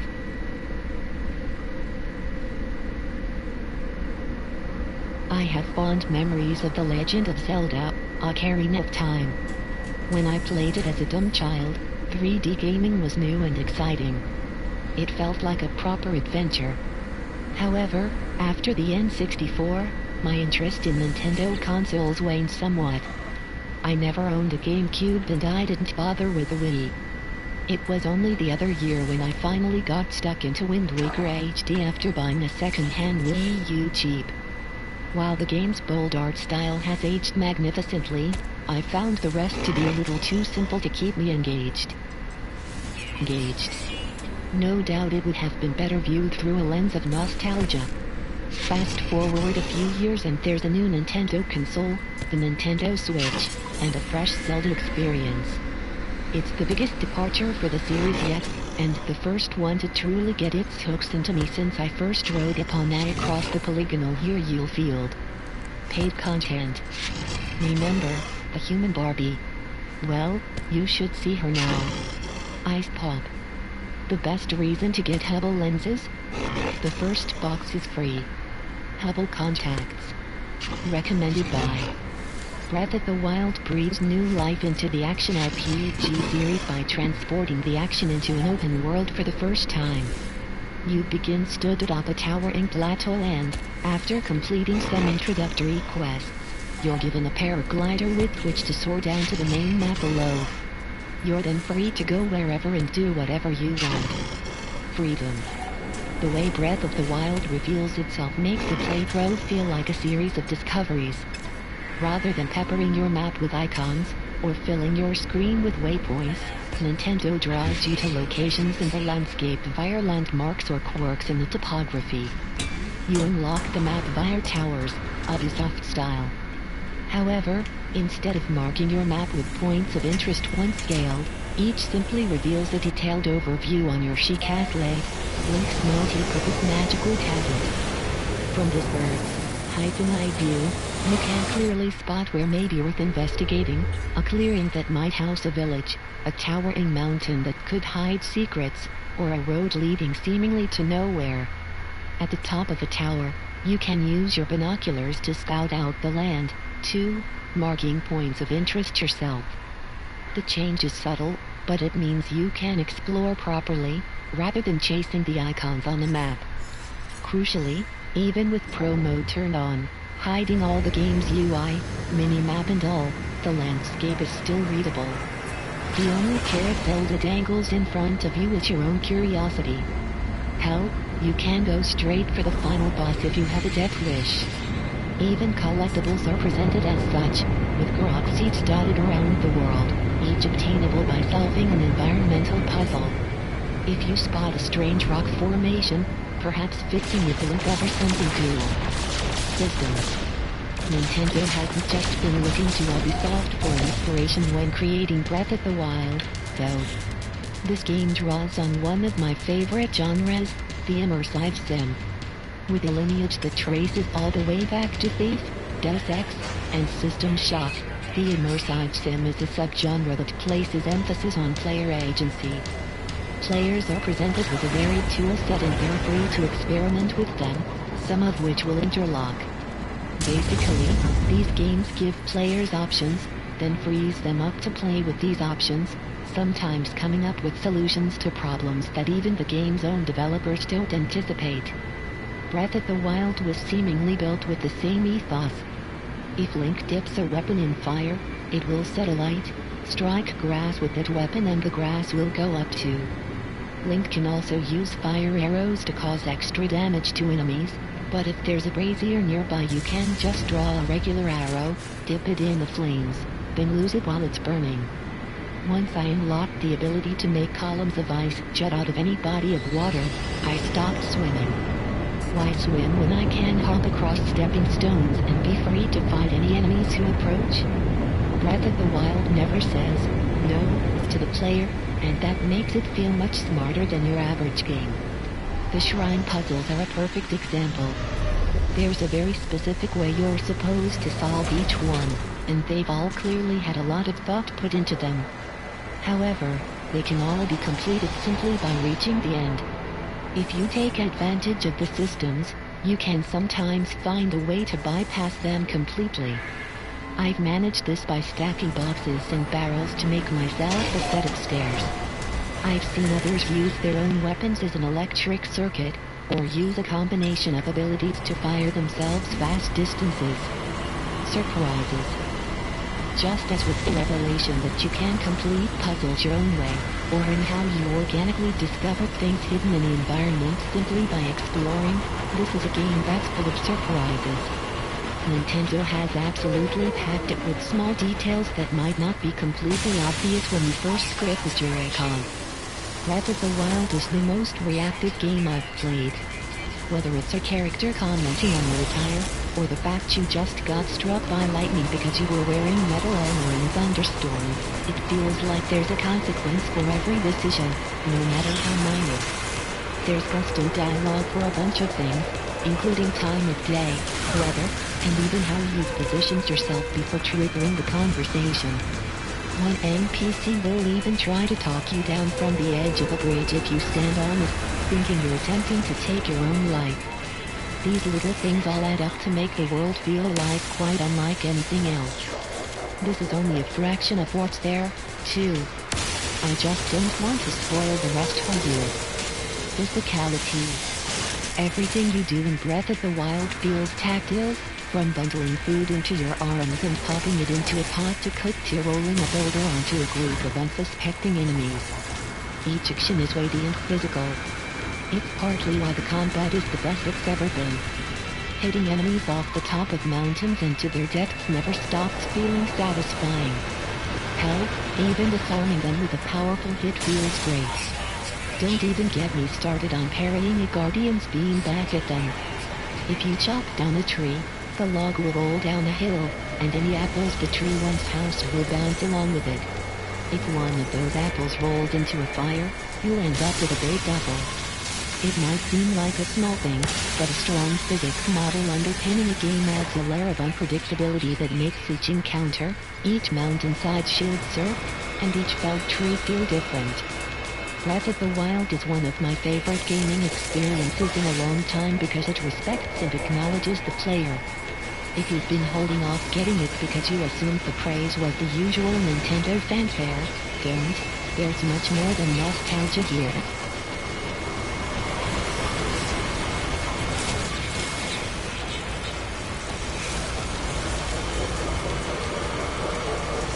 Despite its apparent veneer of wet-work homogeneity, Ghost Recon Wildlands is a tricky and, at times, troubling video game to pin down. You are a member of an elite United States Special Force, dropped with your AI or co-op teammates into a gorgeous open-world Bolivia, all rolling mountains, lush forests and dazzling salt plains. But for all its natural beauty, this nightmarish alternate reality reimagines the country as a blood-drenched narco state, controlled by the fast-expanding Santa Blanca cartel and its pit bull Jeff, Elsuno, a comic book villain with face-covering tattoos and a penchant for scenery-chewing evilness. The government turns a blind eye, a fact that has led to a real-world diplomatic incident as the Bolivians understandably took umbrage, while the nation's security forces aren't shy of acting as military muscle for the narcs. As the eponymous ghosts, you are given the questionable green light to swan into the country and dismantle the cartel piece by piece, disrupting operations, destroying cocaine plants and, of course, shooting bad guys in the face. For a player, it quickly runs a gamut of reaction. On first arrival you are bewitched by the view and freedom. In its strong history as a tactical shooter, Ghost Recon isn't traditionally a game given to such openness.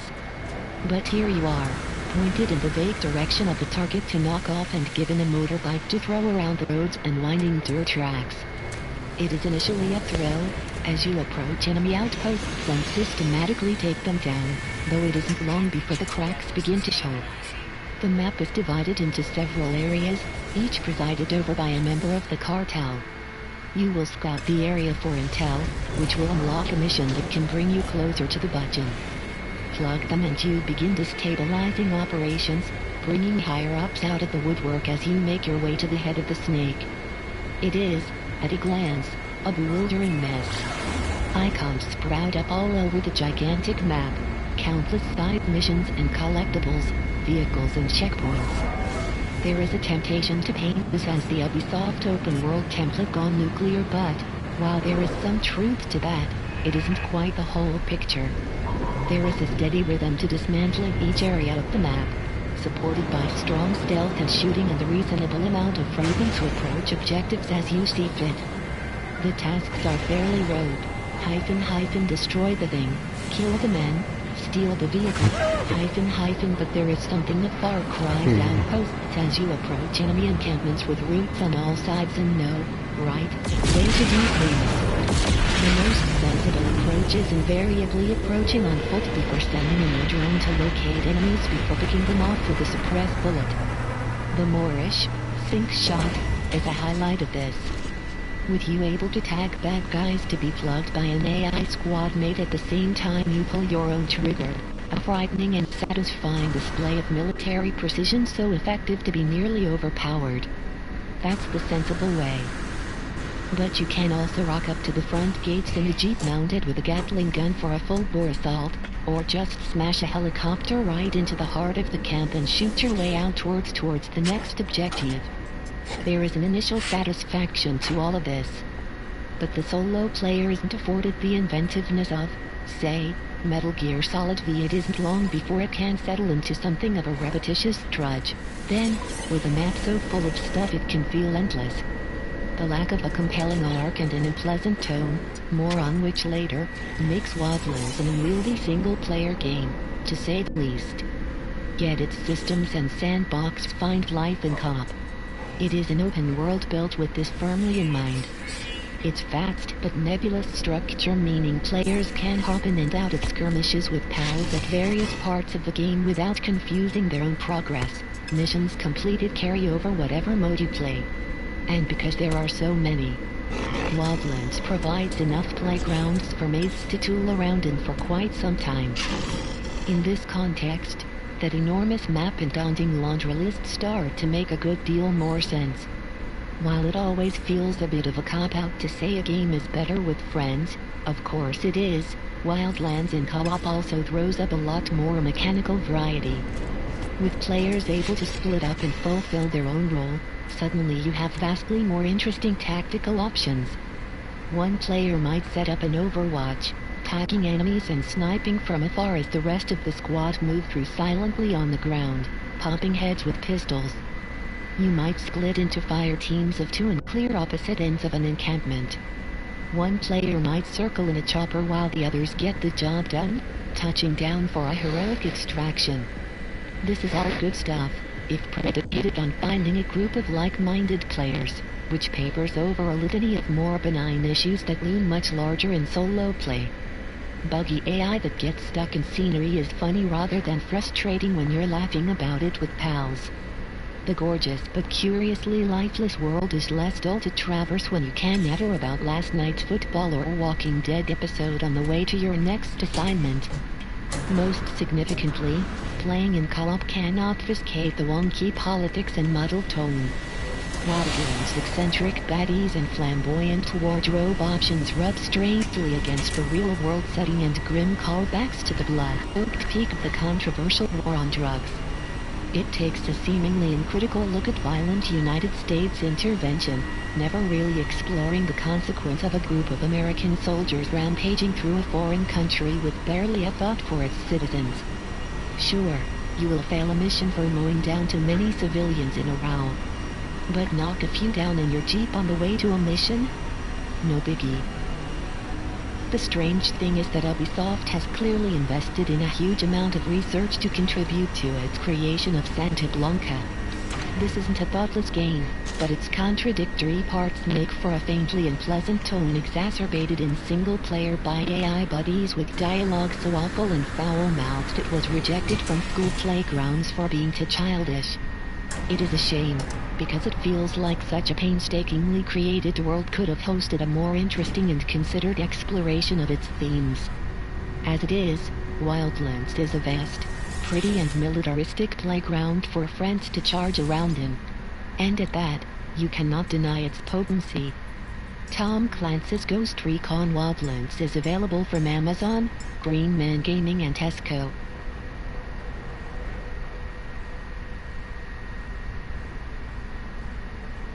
(2010) may or may not have been the most technically proficient game. At first glance it's a strange, slightly ropey oddity with an infamously obtuse fishing quest that managed to foil plenty of players. But I'll be damned if it isn't my favorite game of all time. Ridiculously memorable, intensely deep and introspective, with a level of literary melancholy rarely achieved in a console action RPG with a decent budget and backed by a major publisher. Nier also had maybe my favorite game ending of all time, Everything concluded so perfectly, albeit ambiguously in places. A sequel could have gone so wrong. It did not.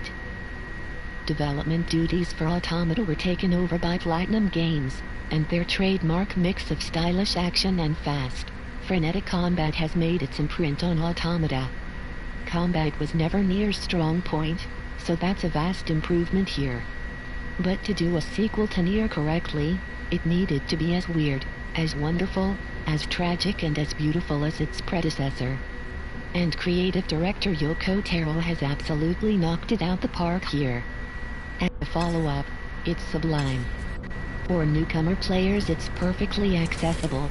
There are nods to the first Nier, and its parent franchise Drakengard, but Automata is a perfect jumping-in point, especially given the fact that Nier isn't readily playable on current-gen consoles.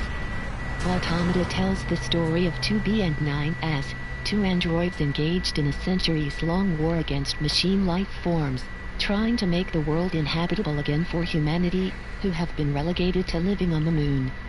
It's the kind of plot that you absolutely have to experience for yourself, and you really don't want to read too much about. But let's just say it really goes to some places. 2B and 9S are absolutely fantastic protagonists, equal parts alien and human, their android existence forming a large basis of the themes that Automata explores. The cast of characters is wonderful, from the reserved resistance leader Anemone to the optimistic robot Pascal. It's one of those casts that just grabs you and doesn't let go. The game plays out in a very small open world, with some areas locked off until plot progression, and some areas able to be visited and explored before the main quests take you there. Side quests are dotted around, and at various points the layout of the land changes in certain unexpected ways to keep things fresh. The 60 side quests are a joy, too. They're all self-contained little stories, from fighting a robot sensei who strives to continually improve, to helping a resistance member investigate a sinister murder. Any quests that require you to collect X number of items are easy to complete simply by playing through the game and gathering the loot you normally get.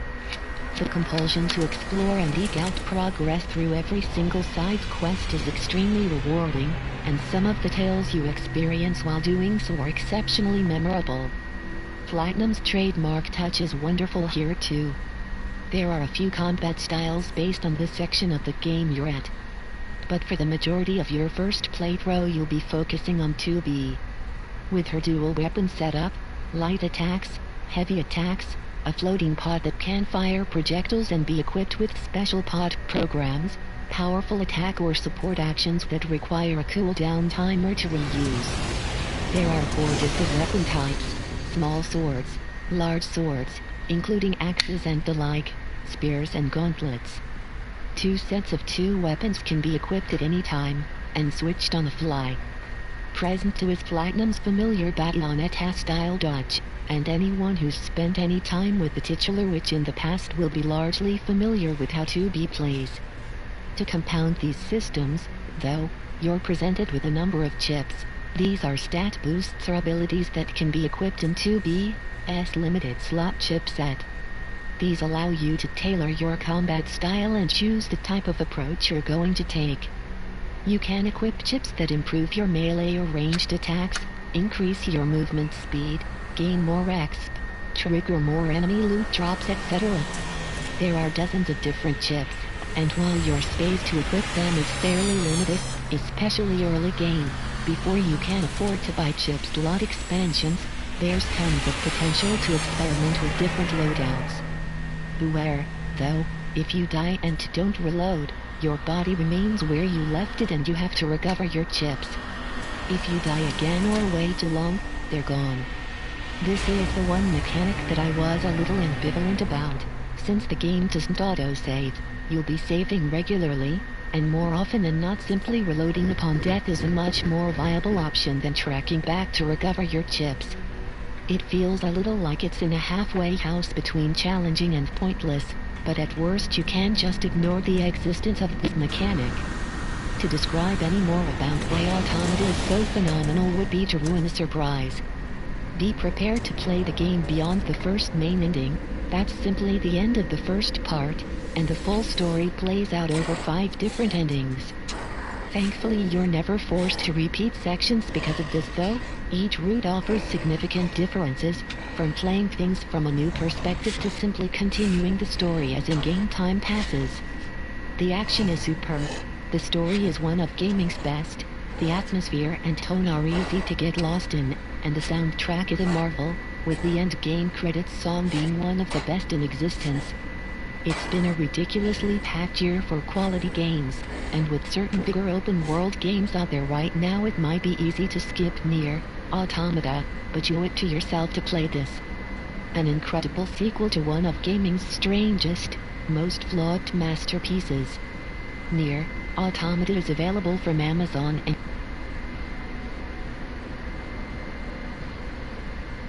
I've always believed that interactive fiction is one of the most exciting genres of interactive entertainment, filled with almost unlimited scope and potential. Choose your own adventure books, text adventures written in inform, then more visual examples like Her Story or even some point-and-click adventure games.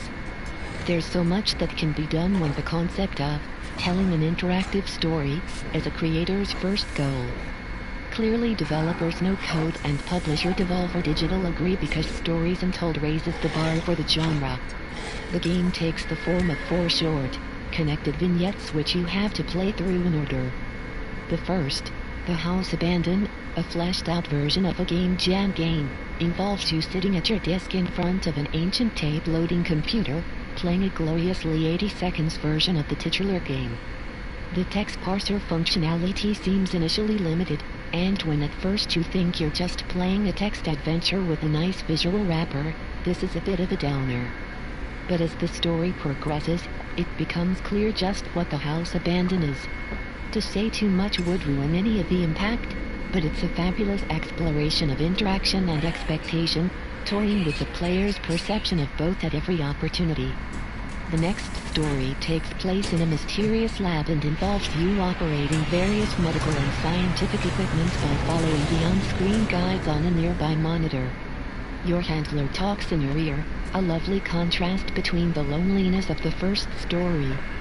Again, the direction and payoff cannot be spoiled, but it really goes places. The third story takes place in a remote Arctic research station, a location that had me yelling with delight. As expected, this story is ridiculously atmospheric, and pushes the framework of Stories Untold even further. You start off examining a creaky old microfiche machine and inputting code. But by the end, well, just play it. Then the fourth story wraps things up and ties them together wonderfully. It's a payoff worthy of the lofty heights that Knockout take the interactive fiction medium, and serves as an excellent example of a horror game which doesn't drop the ball when providing a clear explanation and conclusion of events. Stories Untold is a gloriously 80 seconds homage which doesn't rely on too much familiarity or retreading old ground. It's a fantastic, fascinating example of interactive visual storytelling. It would absolutely only work in a forum that the developers have created, and it's a game I'll no doubt be permanently using as an example in the future when I want to illustrate just what can be done in the genre. It's also an excellent, creepy story which is deftly told, and a game I can recommend without reservation. Stories Untold is available from Green Man Gaming.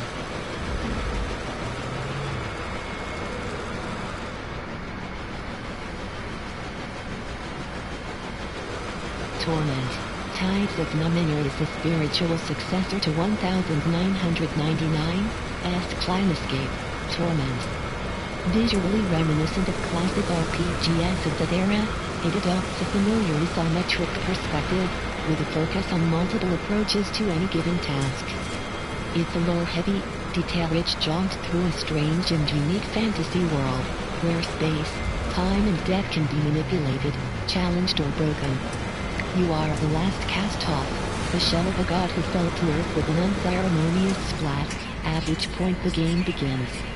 On paper it's typical RPG fare, You truck around interesting environments, talking to a whole host of weird people, recruiting a number of them to join your party, and generally solving people's problems and completing quests as you pursue the question of your own existence. What really grabbed me with Torment is how you can approach all these tasks. You have 3 main stat pools: might, speed and intelligence, and your levels in these can be spent on completing objectives. For example, there might be a task where you have to snatch a fish out of a fountain, so the more speed you put into the task, the better. Or you might use intelligence to work out how to cajole a slaver into letting her captive go. As you go through and gain more companions, most potential routes open up as possibilities, so the freedom exists for the player to decide the kind of person they want to be. Do you want to talk your way out of any and every fight, or at least avoid punching people? Or do you want to cut a bloody swath through your enemies? Any of the approaches are equally valid. And the game never punishes you for deciding on a specific route to take.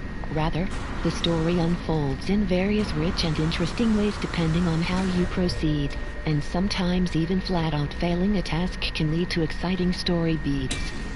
There are a couple of sections where you can flat-out die and have to reload, but for the most part, whatever plays out in Torment plays out in a way that lets you continue through.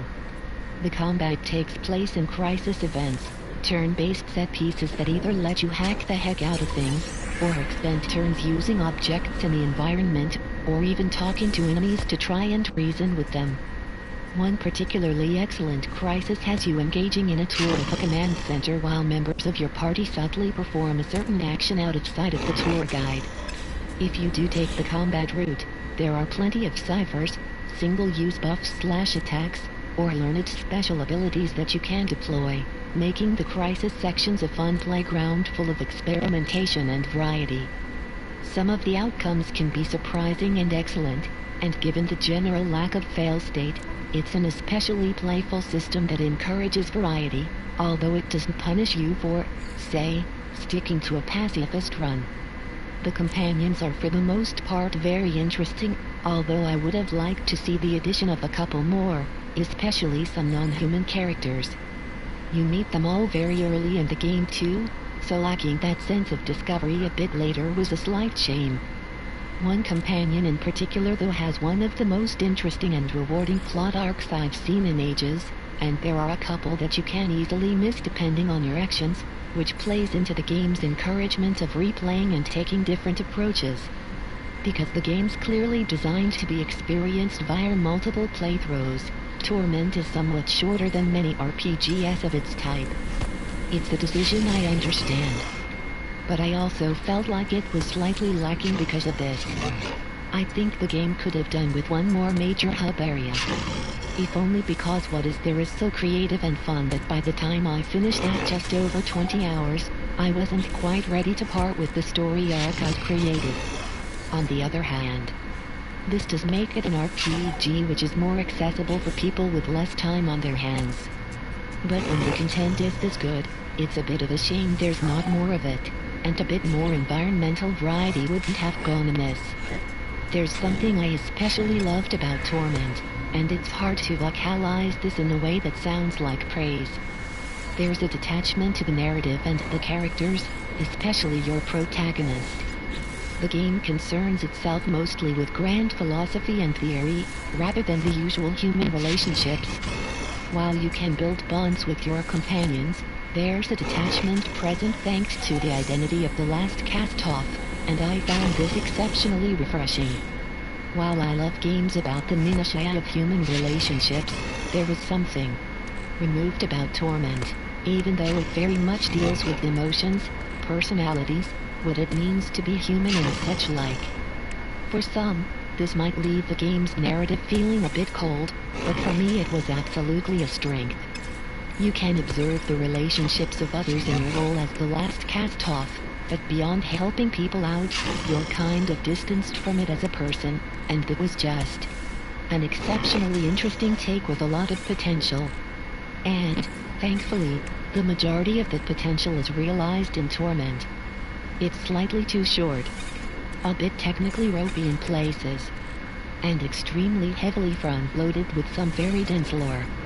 But once you work your way through the initial overwhelming lack of direction, what you'll find is an exceptionally rewarding RPG filled with deep systems, a ton of genuine replay value, and a lot of love and care.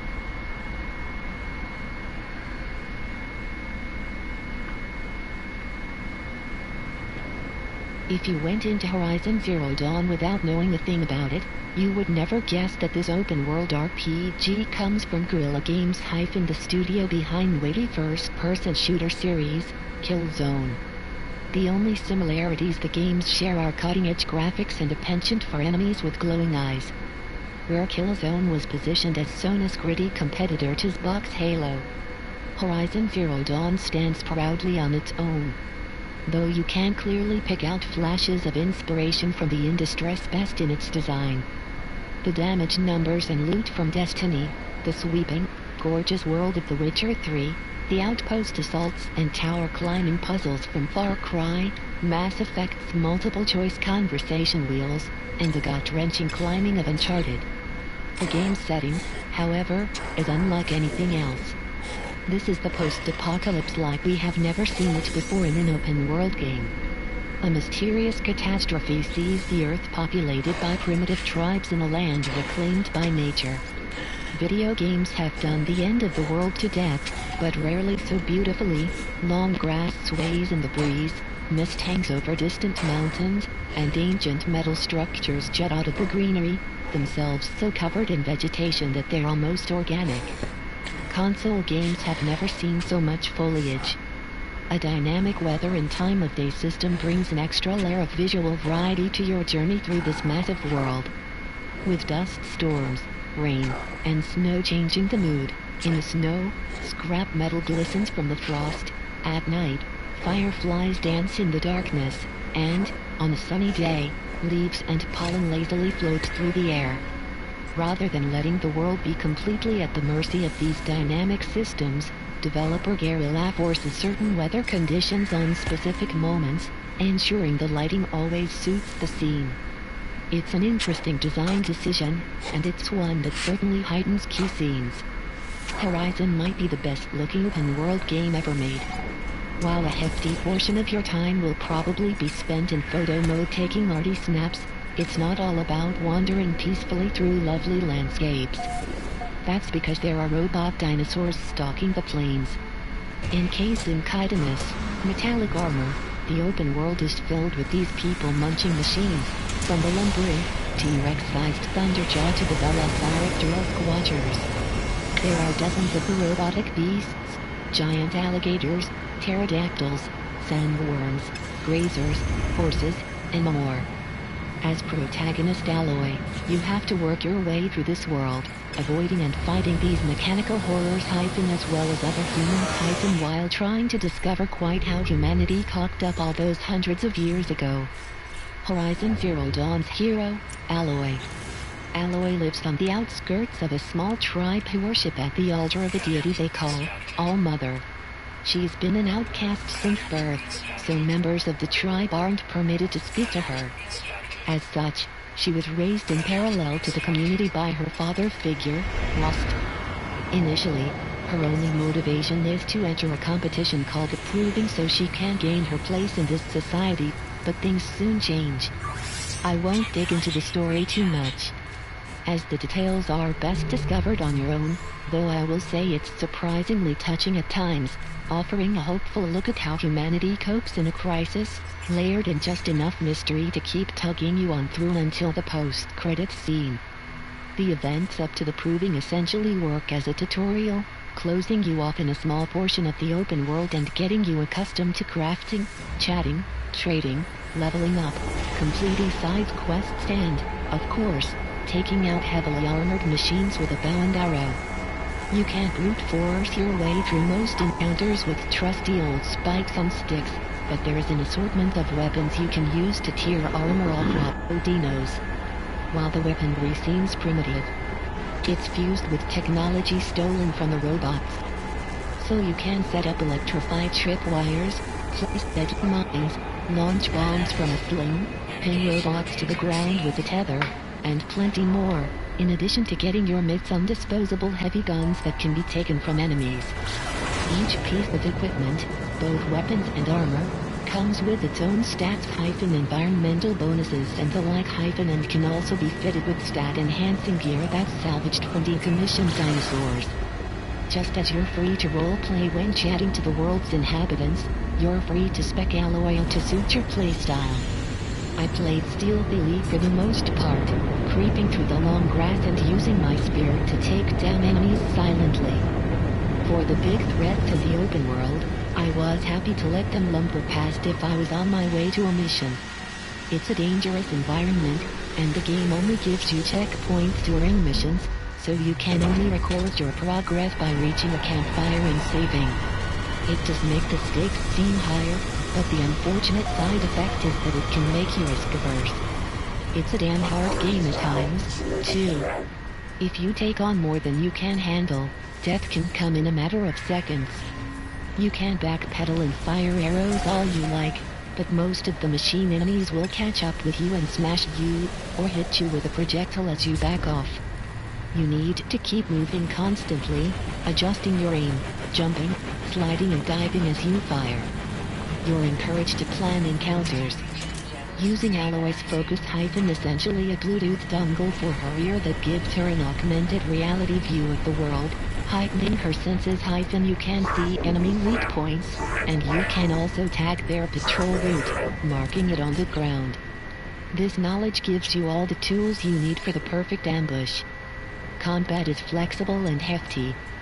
Sitting in the long grass, you can fill the environment with tripwires, attaching them between trees and rocks you're likely to flush the enemy towards. In one fight, I prime a forest assault course full of tripwires of varying heights, then I creep out of my hiding spot and place a couple of stationary mines along the route of the machine I'm stalking, the Saber-tooth, a hostile robot fashioned after a saber-toothed tiger. Once the first bomb goes off, I spring into the air, time slowing as I pull back my bowstring and fire an arrow straight into its glowing eye. It's angry.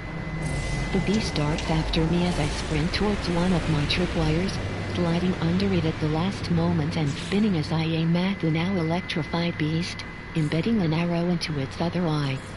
It's incredibly satisfying when it all comes together like this. Combat has a gratifying heft to it, but not cumbersome in the same way Killzone's bulky, methodical shooting was often criticized for. Alloy is as agile as a cat ballerina, after all. The heft here is from the physicality of it, the way the machines react and flinch at each shot, and how pieces of metal splinter off on impact, coupled with punchy sound design. Some of the larger enemies have hundreds of destructible body parts that you can damage to chip away at their health bars. You can even aim for their heavy weapons and scoop them up for yourself, spitting a volley at their own bullets at them and watching them crumble in the assault. The animations are super slick. Horizon's world is one of the most gorgeous open-world environments ever built. Aside from the occasional bit of weak voice acting and some bad lip sync, there's not a lot to complain about with Horizon. Side quests can be rather simple, often asking you to track someone or something, or sending you to gather items, kill, or get somewhere. Similarly, the moment-to-moment dialogue doesn't do much to motivate you, but the action itself is good enough to carry it, and the overarching story is dripping in mystery which, crucially, pays off. On the surface, Horizon seems like a jumble of influences, but, just like the murderous machina wandering its lands, the game is far more than its component parts, delivering a gripping story, satisfying combat, and the most gorgeous video game environment I've ever seen. Horizon confidently carves out an identity of its own in an overpopulated genre. Horizon Zero Dawn is available from Tesco Direct for £44.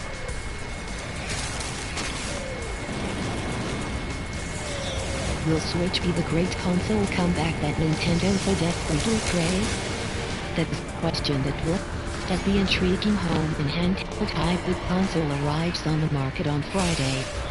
Following the commercial disappointment that was the Wii U, Nintendo scoured its hardware legacy to create what is, essentially, a greatest hits console.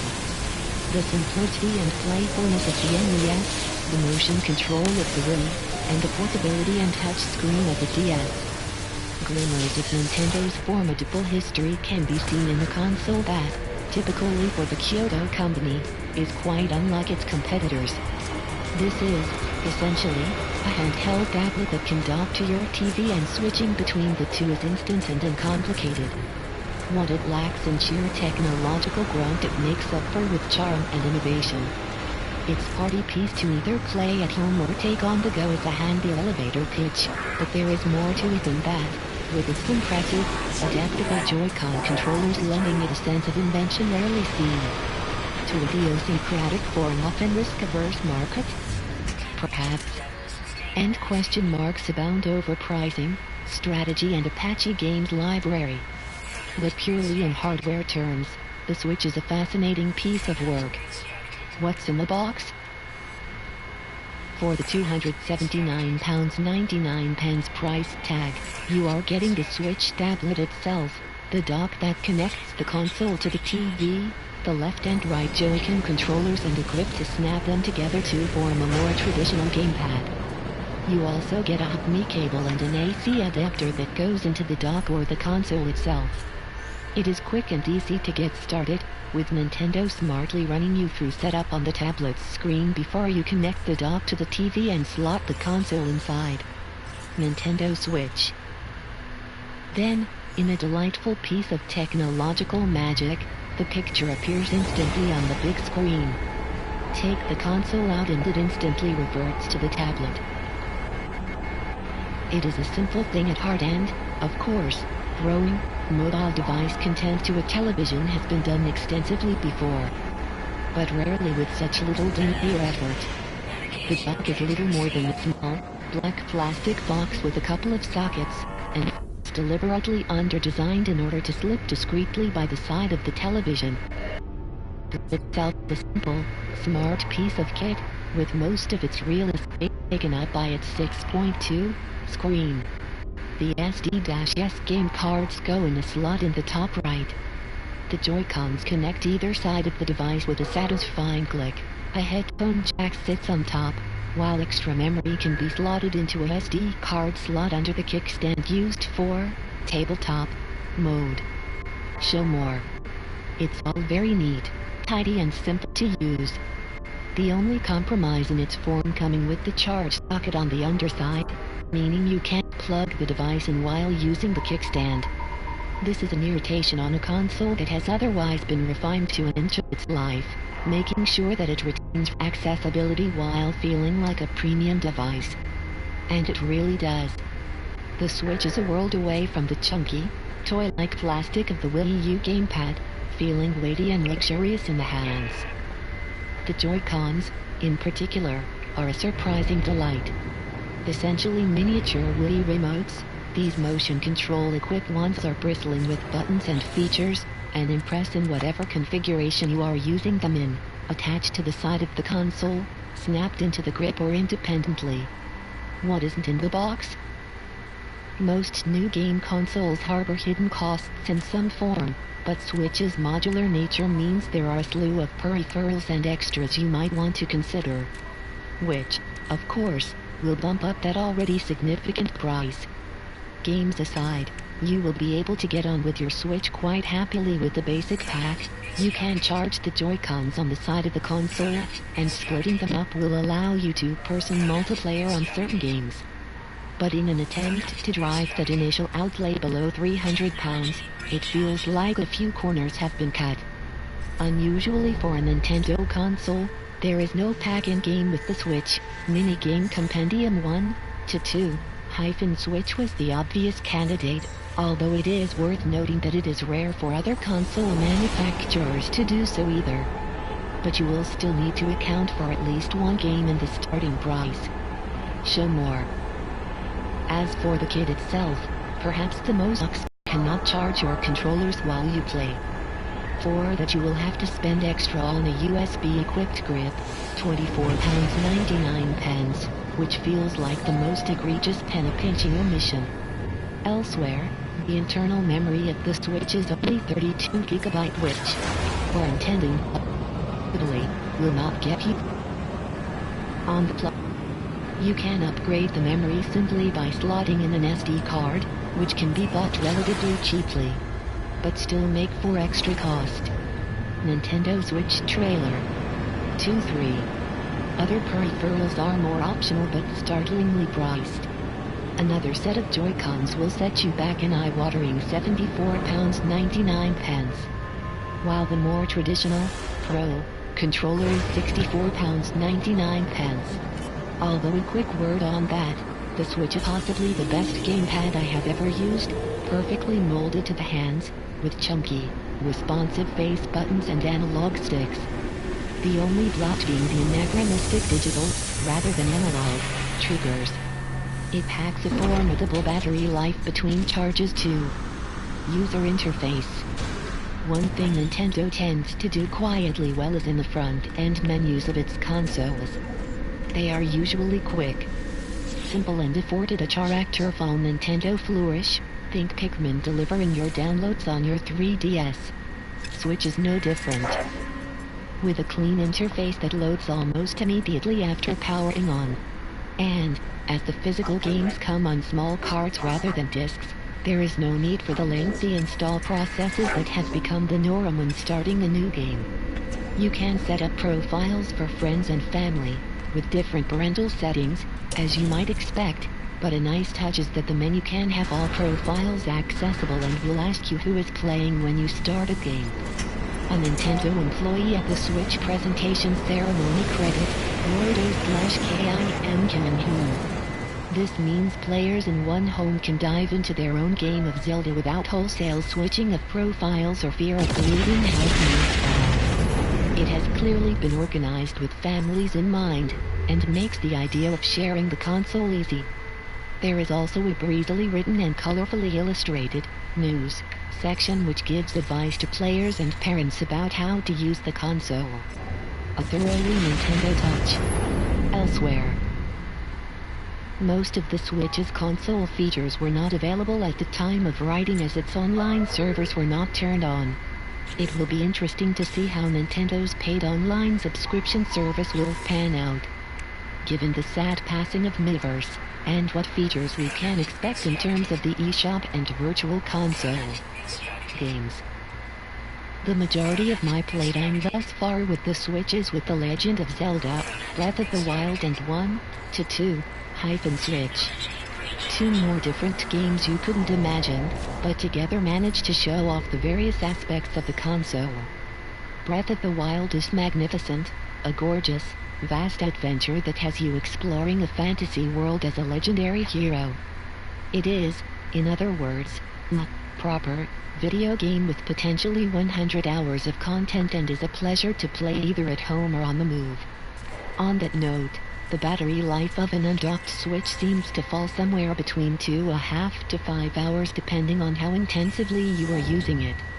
Which doesn't sound a huge amount but compares relatively favorably with many other tablets and handhelds. Mercifully, the console goes into sleep mode if the battery dies, giving you a certain period of grace to plug in and save your progress before it comes out completely. Show more.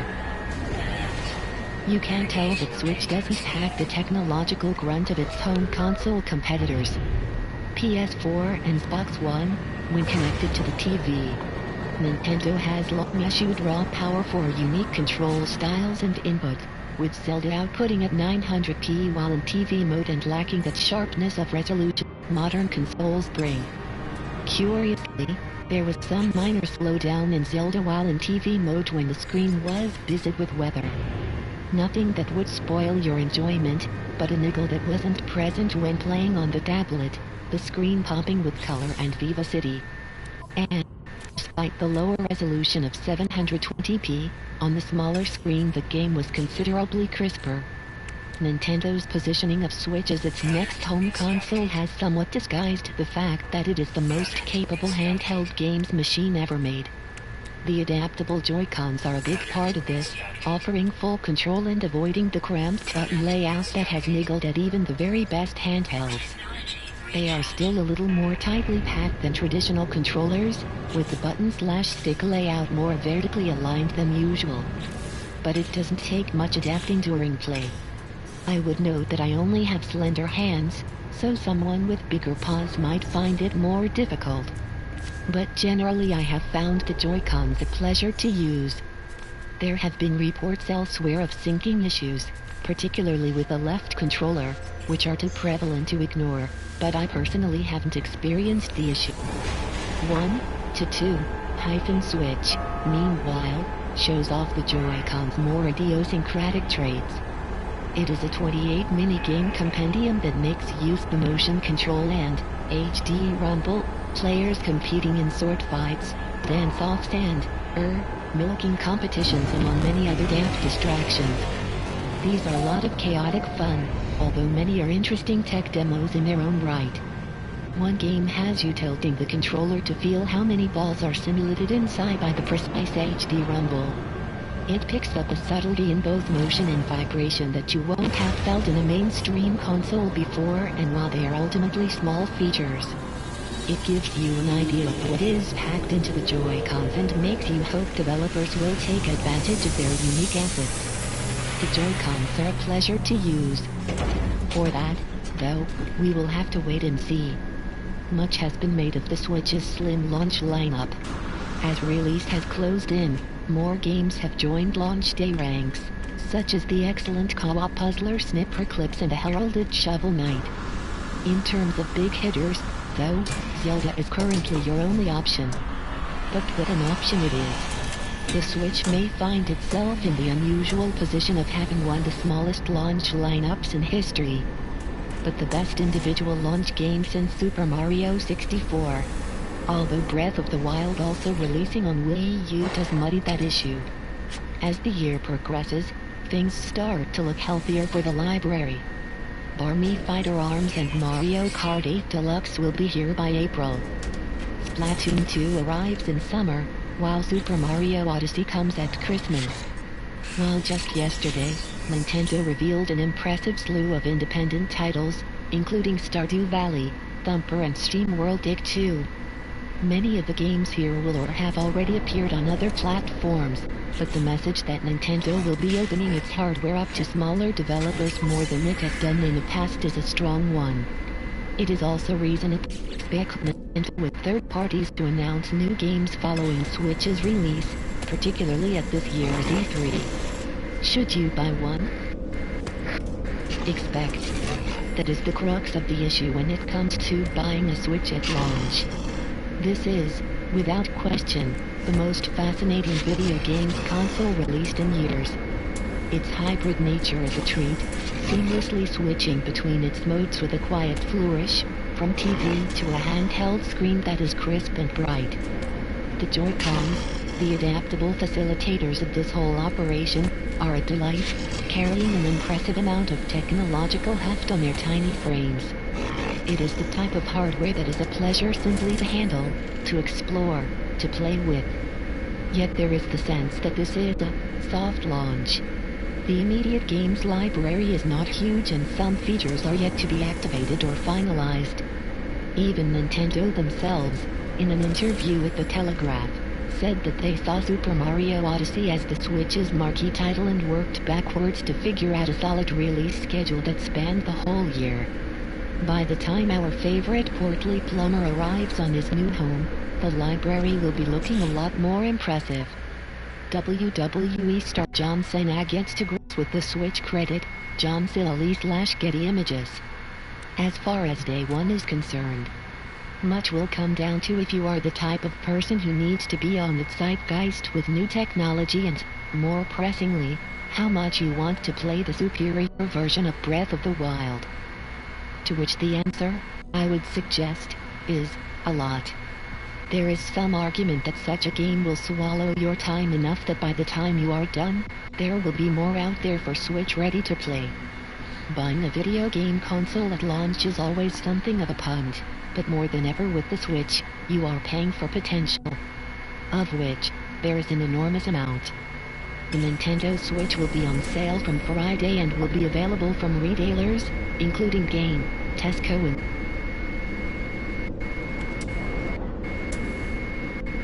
must start with a confession. I haven't finished Breath of the Wild. And honestly, I'm not even close. The game is open on the Switch sitting by the computer I am typing on, coaxing me back into its extraordinary land of swords and sorcery. A hero Link sitting on the horse wrangled from the wild, resplendent in the armor earned during his quest to save the world, armed to the teeth with a selection of weapons picked up on his travels. The long green grass is rustling gently in the breeze, the volcanic peak of Death Mountain stretching up against a clear cerulean sky. I have to light a torch with a magical blue fire and transport it back across mountains and valleys to light an ancient smelting oven in the research center in Akala, just one of the provinces scattered across the enormous breadth of Hyades. My reward is a newly forged set of armor. I really should be getting on with this review, but the fire's furnace is just over the valley. If I jump now I can use my paraglider to reach it and I'll be right back. Right, sorry. Fortunately for this review and my thin grasp on professionalism, I now have to wait for the rain to subside as it keeps snuffing out my torch. It is very easy to get distracted playing Breath of the Wild, or indeed, even when you are not playing it, a game that is constantly pulling you towards its litany of treasures and challenges. An extraordinary adventure full of delicious contradiction. It is dense yet lean, its maps bursting with distraction but without an inch of it wasted. It is classical yet modern, drawing on the heritage of its own illustrious series while openly embracing more recent gaming trends. It is challenging yet welcoming, giving you the choice to ease yourself in or take on some of the game's most fearsome creatures. These are just some of the reasons why, after several dozen hours of play and despite not yet seeing its quest to completion, I am convinced that it is one of the very finest video games ever made. 10/10. Oh, you want more? But the rain has stopped. Okay, fine, here we go. Breath of the Wild's greatest strength lies in how it has cracked the legend of Zelda open like a fine wine. I am a dyed-in-the-wool Zelda convert, its epic tale of the recurring hero of time besting beasties and conquering labyrinthine dungeons winning me over every time.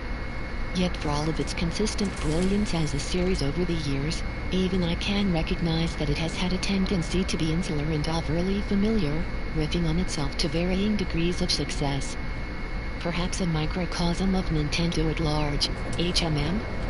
Not here. Like Nintendo's bold gamble with the Switch. Breath of the Wild looks out as well as in. The breadth of its fantastical open world has a touch of The Witcher about it. A sideline in hunting and cooking recalls Monster Hunter, while its catalog of degradable weapons, each with their own traits and stern bestiary of roaming bosses is not unlike Dark Souls. Nor is the option to run around in just your pants the whole time if you are that way inclined. Yet its heart remains that of a Zelda game, with all the invention that entails. Its greatest inspiration is still itself. Harking back to the very first Zelda and the almost wordless free-form adventure that Link is sent on. At the beginning of the game you awaken in a shrine and, after being guided out into the verdant lands of Hyrule with nothing but raggedy clothes, are largely left to your own devices. The Legend of Zelda, Breath of the Wild. There is guidance, of course, and a malevolent evil to conquer.